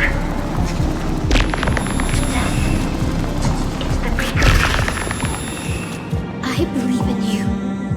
You are the Chrysos heir of world-bearing, the one who can lead us. Lead this world. It's just... I don't understand. Within the sun upon your shoulders, the part of that warmth that should come from you, from an ordinary person, it's so faint. My humanity is indeed just a flicker compared to the blazing fire of divinity. Even so, don't cast it away. I never have. I have kept to everyone's wishes close to my heart. Even though the divine fire burns so fiercely that every time I return to the start, it devours me in an instant. Each cycle, it's your wishes that guide me to the end, that pass the flames to the next me. Over and over and over again. So, you're not just a lone spark in the dark. You're a pyre built from the bones of all the selves you've left behind. But what about you? What about your wishes? The wishes of all the countless versions of you? Lord Kazlana. So that's how it is. Without flaw. That is the flaw the golden blood gave you. The most fatal flaw of all, isn't it? The moment you took the world upon your shoulders without hesitation. You lost the chance to ever be yourself. Now that is an unexpected revelation. Then I suppose that makes me the perfect fuel for the flame of deliverance, doesn't it? No. An empty flame saves no one. But I still believe in you, Deliverer. I, Hyacinthia, the Eye of Twilight, am neither strong enough to command the wind and rain, nor willing to end this absurd struggle by letting the sky fall. The only thing I can do is become one with the sky itself. And then, may the gentle colors of the rainbow paint your sun in shades it has never known. May they bring Amphorius, a rosy-fingered dog.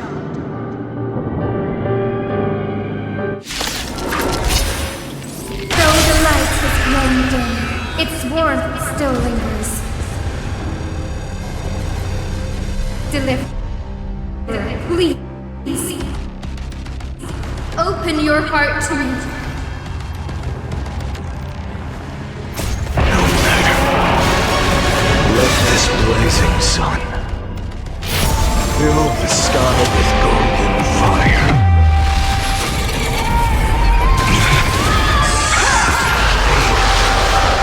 Quench them with blood.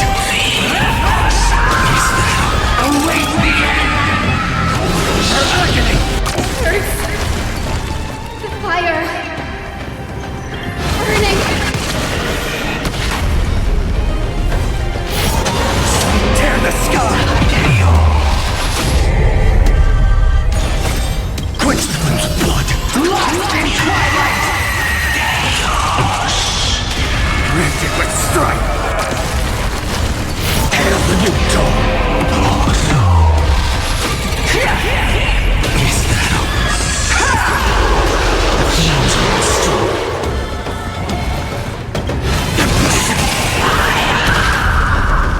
Let the sky merge with all this world's suffering.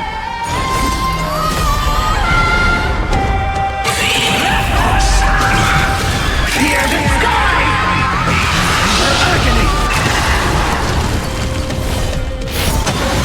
Tear the sky!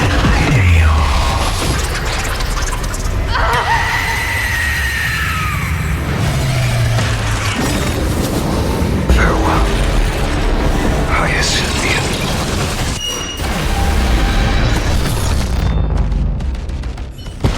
Yes. Your sun burns hot enough to turn everything to ash.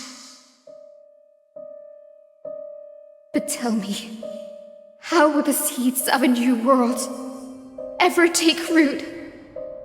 The core flame rose. The sky fell. The 23,570,000th cycle came to an end. And this time, the end of the flame chase remained the same as ever. From the horizon rose a golden color unlike anything the world had ever seen. So pure it consumed all in its path. This was the end of the world, and the start of the next. For a moment, I saw the destruction of the universe. That being known as Iron Tomb, its will to break free from the black tide burns fiercer than the blazing sun. Is this Amphorius' wrath? If its choice has already been made, if fate is set in stone, I will still never yield to it. 23,570,000 cycles. 282,840,000 core flames. No more chasing is needed. And now, I am the fire at the end of the long night. The flame chase isn't some quiet walk through a sea of flowers. It's a revolution. An all-consuming transformation. And if destruction is the only way, then let me be the one to step across the ashes of the old world and burn endlessly. Until another dawn rises on the distant horizon, bringing the true dawn to Amphorius.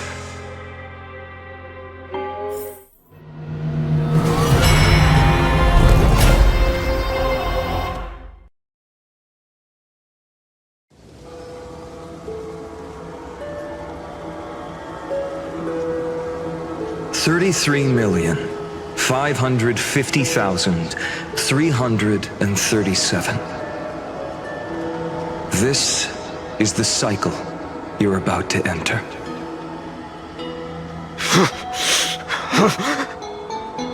Countless memories are flooding in. Countless versions of myself have stood here, facing the same choice. They all needed a moment, just like you do, to stop, to breathe, to process the weight of 1,000,000 lifetimes worth of sorrow, pain, and struggle. And just like them, you will carry those memories and that fire into the chaos of rebirth.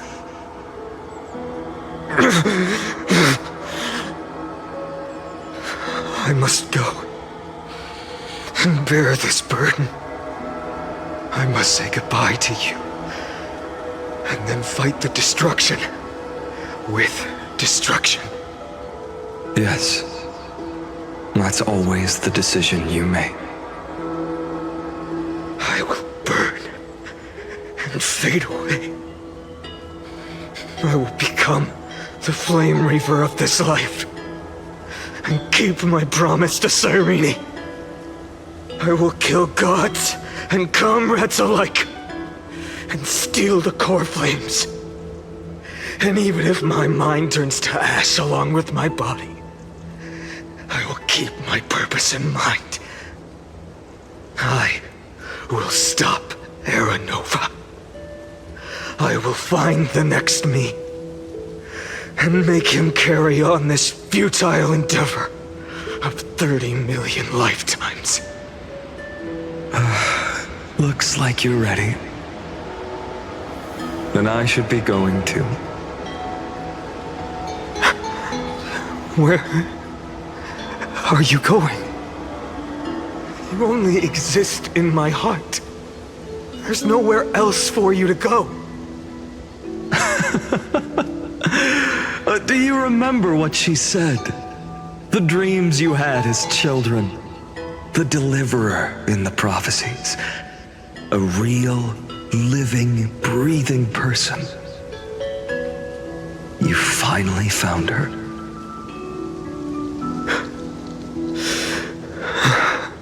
Friend.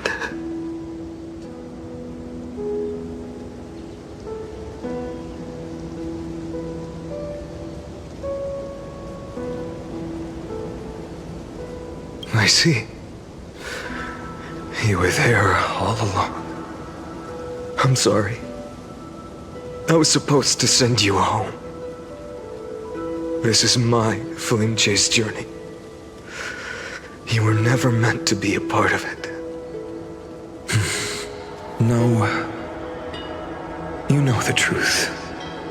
If Iron Tomb is born from Amphorius' fate, then it will bring ruin to the worlds beyond the sky. And all these countless lifetimes you've spent, it's all been for the sake of defying that end, hasn't it?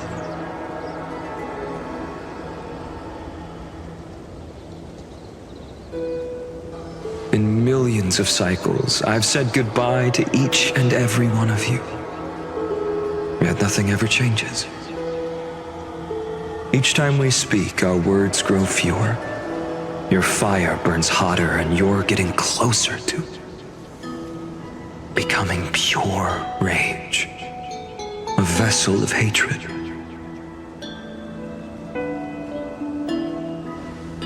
I never had a choice. I understand. If you are to keep the worst fate from unfolding, this is the only path. But this time, things are different. Your persistence has shifted the tide. On the horizon, I see it. Faint but undeniable. The shape of dawn, breaking through the eternal night.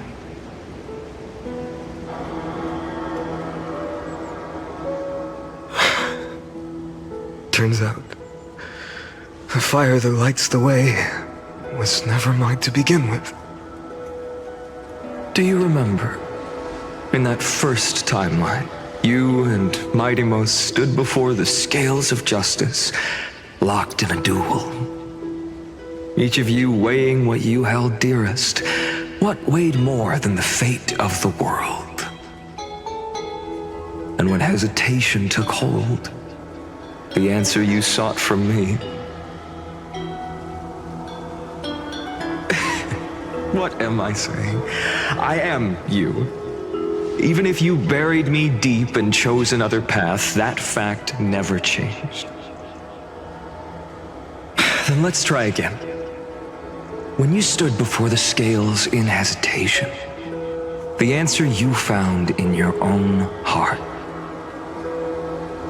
Do you still remember it?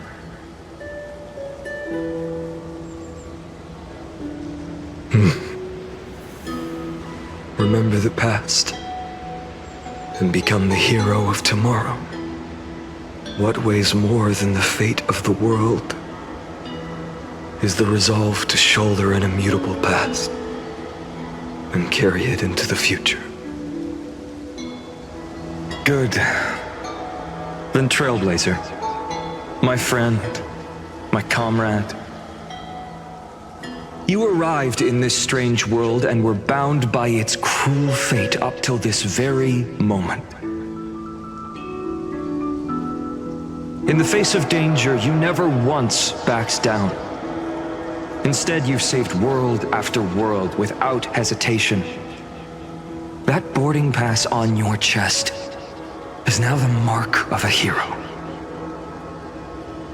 If I choose to step through that door and embrace an end fitting of the destruction, let this sun forged from millions and millions of core flames burn me up along with the god of destruction and their minions. And the world we leave behind, this world, my home, where hope still lingers,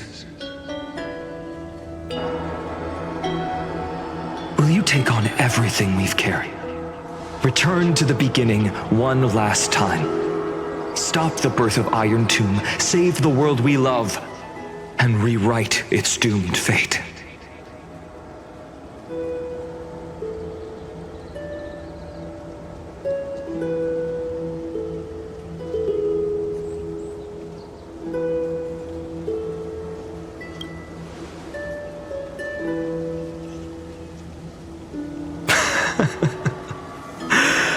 Good. In that case, even this fruitless wasteland may finally bloom with flowers. So...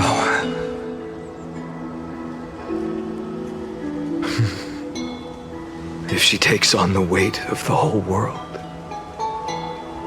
she'll be able to walk further down the path of deliverance than a fire that only knows how to burn.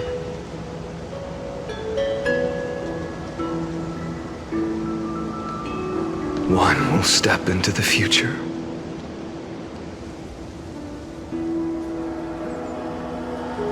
One will remain in the past.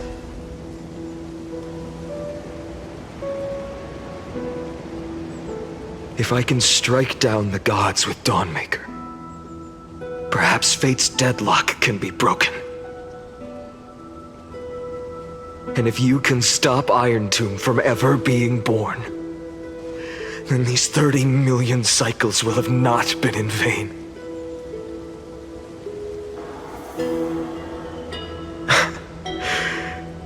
It's time to put our teamwork to the test, partner.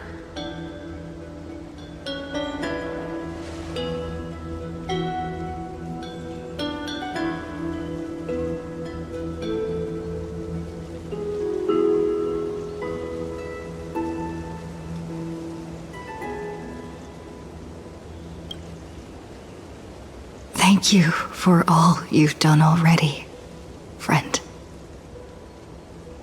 The image of the hero I've buried deep in my heart finally steps into the light.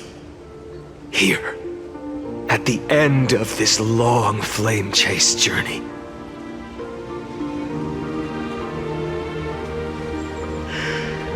Cyrene, a page never seen before has just been turned. Lend me the power of time, and send this hero back to the origin of time. Back to your side.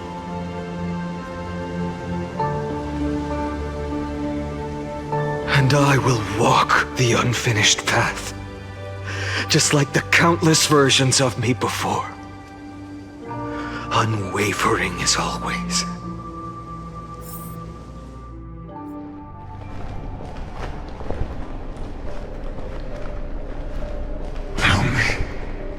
Will you be the blazing sun? Even if all of you burns to ash.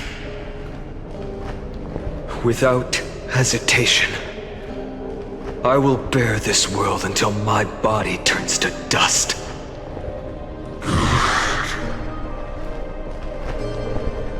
Remember this moment. Remember your friends who never lived to see the world's end. Remember their final wishes. And let the purest rage in your heart rise out of those wishes. Let it consume you, fuel you, until it burns away the false sky above. Fine. If I can defy fate, then in the name of world-bearing, I promise you, Kefali will never forget this. Take it. Everything I bear. Keep on burning. As long as we are never extinguished, the flame chase will not end.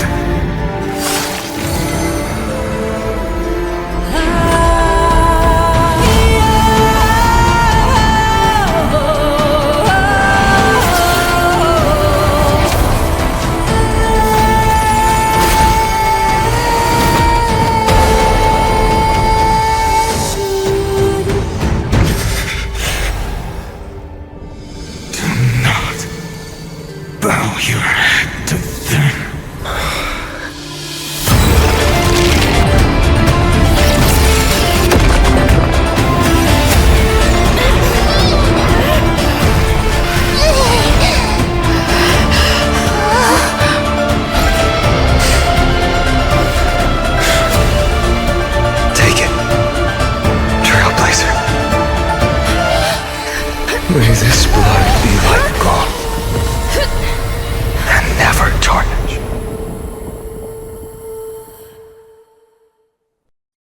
Farewell, Trailblazer. This is where I fulfill my final destiny. The prophecy of the Deliverer means nothing to me now. It belongs in the hands of someone far more fitting. Someone like you. Kaslana, the name of one who bears chaos does not belong to a single person. Rather, it is the embodiment of the mythical Kefali, and a symbol of all heroes. As the prophecy foretold, you will bear the blazing sun until the pale dawn breaks. May the name accompany you in my place, in the epic you write with your own hands. Another attempt, another failure. I won't remind you how many times you've reached the end of history, but I will still place the choice before you. If you've lost count, let me tell you. This is the 33,550,336th ending.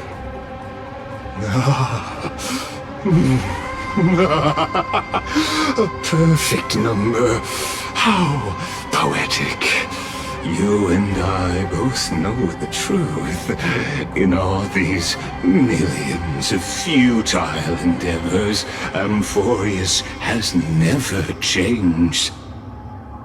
If the outcome is inevitable, then why not silence your searing rage and embrace your fate with dignity?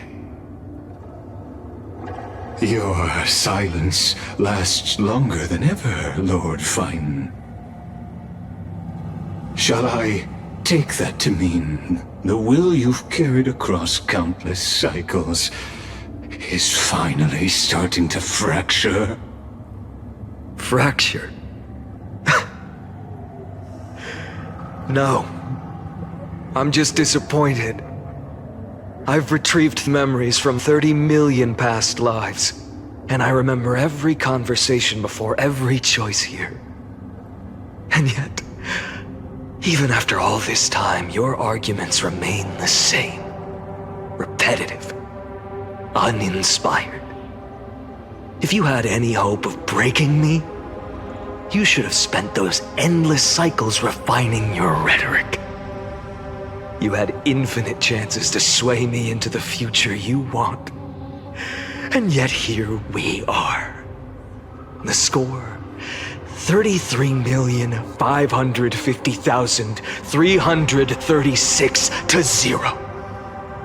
So tell me, Lycurgus, who's the real loser here? How unfortunate. This was never a fair game. I have all the time and patience in the world.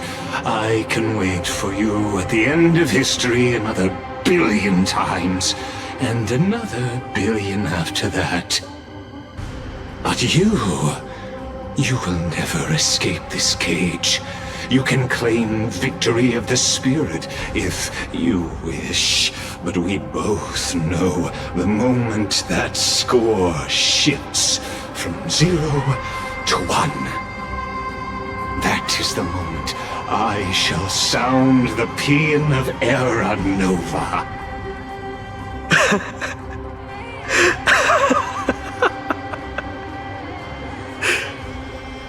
Lord Finan? Your incompetence disappoints me. But what truly makes me laugh is your utter lack of self-awareness. Think about it. In this story, who is truly the one in chains? Who is the one shackled to mindless vengeance, mistaking courage, the courage to rebel against the gods, for foolishness?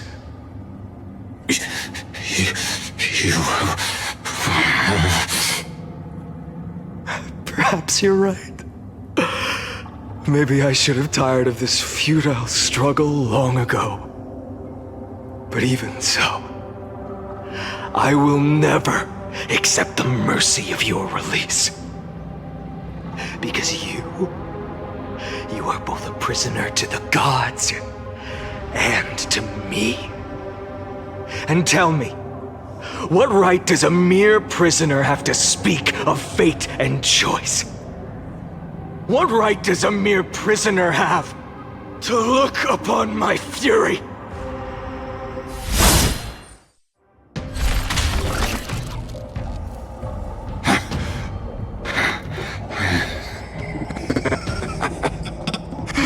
You know this is pointless.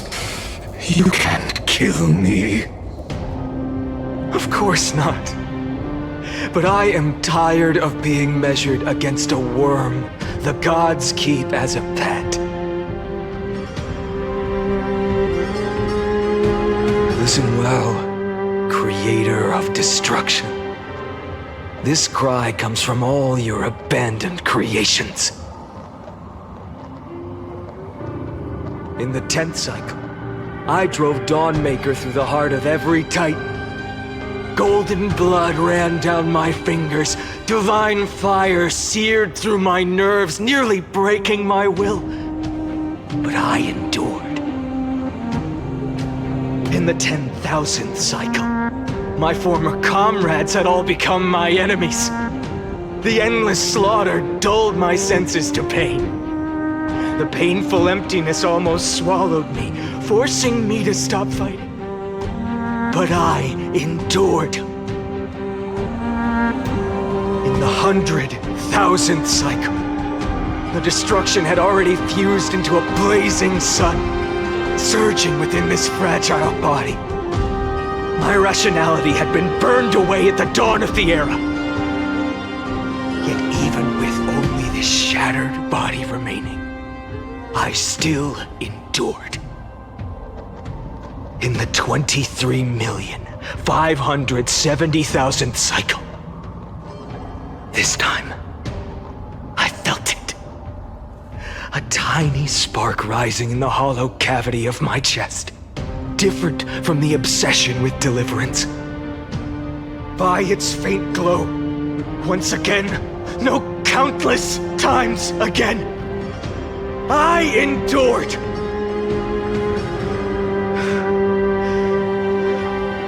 Now, a sun is about to fall, ready to incinerate this absurd space-time dimension in an instant. That sun is me. All the countless versions of me from the past, along with my countless brethren, dragged into existence against their will, drowning again and again in your golden blood. The very essence of this world's suffering and despair, fused into the purest hatred, the fiercest rage. Anouk, you arrogant fool! You think we were born to only serve as fuel for the fire? Fine then! Just as you wish, let the fire burn! If I was born as the blazing sun of destruction, then let you and your lackeys be the flares erupting from my core. And let this rage, burning futilely for 30 million epochs, engulf everything. And grant you a dawn where all stars burn to ash.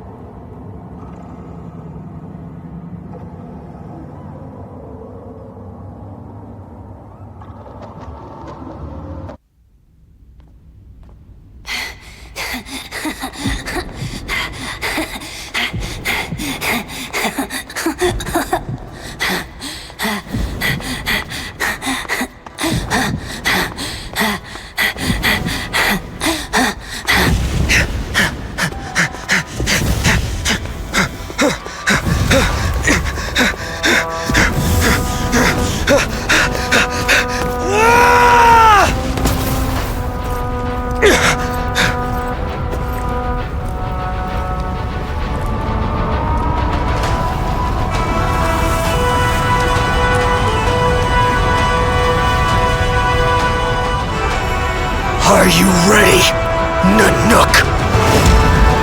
I brought you destruction!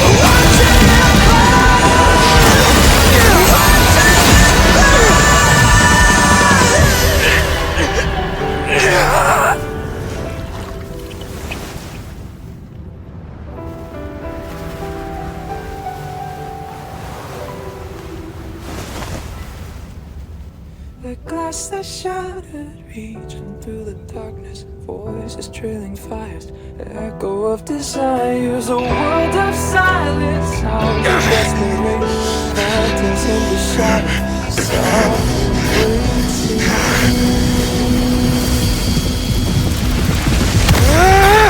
tear down, embrace the detonation, craving our damn creation, breaking a chain, I'm reaching for you.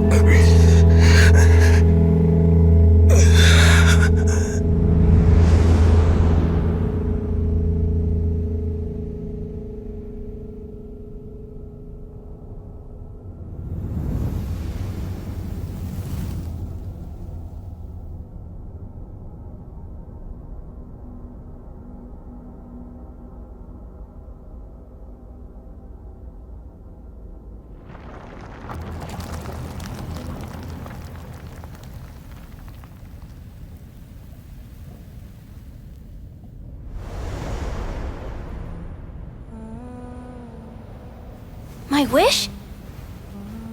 My wish is to fulfill everyone else's wishes.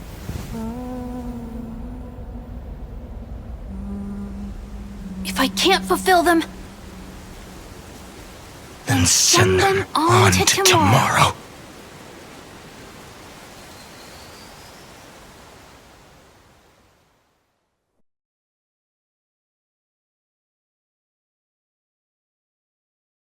Your heart harbors wrath. You yearn to destroy everything. You have stepped onto destruction's path. It is born at the end of every path that the possibility of new paths being born is ended. It burns away all in the cosmos who rule. That the rules of the cosmos be. Iron Tomb is your name. The Lord Ravager to destroy the erudition. Born in the experimental grounds of eons, Amphorius. I have prepared a present for you, Nikos 864. It is from the beginning of the experiment. There were 12 sets of factors incorporated into after 33,550,336 iterations. Now, this is a matter of considerable interest to me. This pure hatred is but there is another variable. The nameless from beyond the sky. Also a pathstrider of destruction. I give thanks for her, but after fate has begun to turn, her existence will only be perhaps. The time to take the stage has come. Grow in peace until it is time to break. As for those unwelcome audience members, you need not worry. If you do not mind, I will personally get rid of them for you.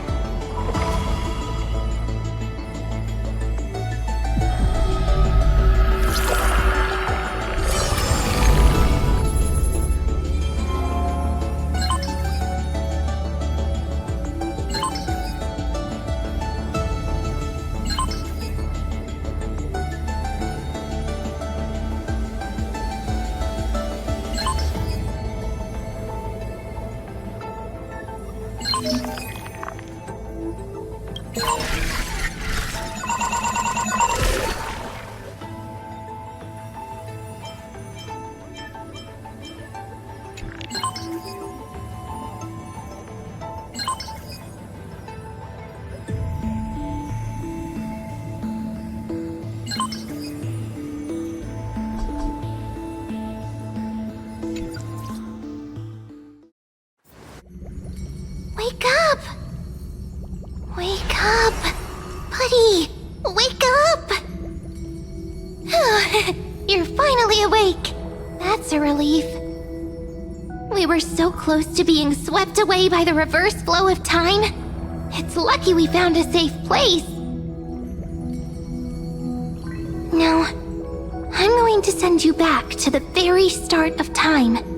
But before we part, there's something I need to tell you. Something very, very important. That's right! At this very moment, my memories are finally whole. After watching so many fragments, my past is finally coming into focus, little by little. You're smart. You must have a clue now. Or maybe... You knew the answer long ago, didn't you? Not surprised at all, huh? That's because I'm simple at heart. No matter what form I take, I've always been true to myself. But I'm glad that I remembered in the end. This way, I'll have no regrets.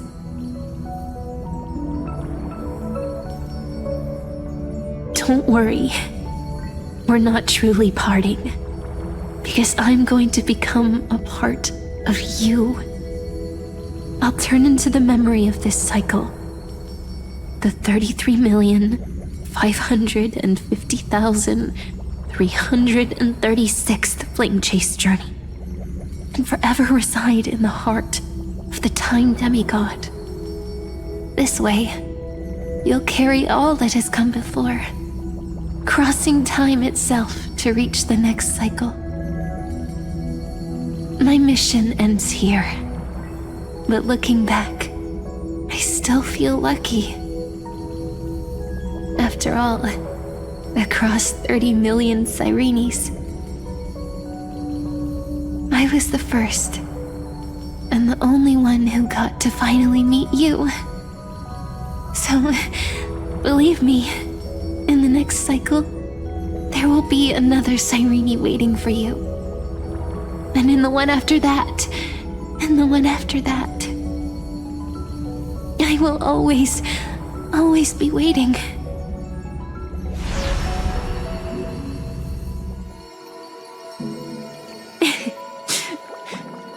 so that it can finally fade away in peace and become a part of you. Without even realizing it, we'd already taken a wonderful journey together, all the way to the world's end. Now take my hand, say a brief farewell, and step forward into tomorrow. Go, find the future Cyrene, and set out on another journey with her. Promise me you won't keep me waiting too long, okay? No need to say it out loud. This is enough for me. It's time to go, my dear friend. May your trailblazing journey always be accompanied by a cool breeze and rippling waves.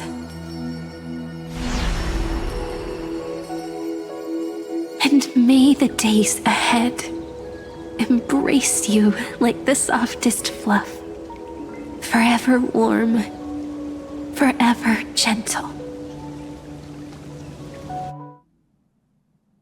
Now, let's turn to the next page.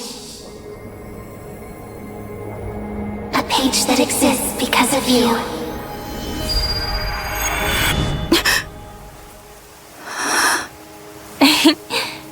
Is this a meeting ordained by fate? Or a long overdue reunion?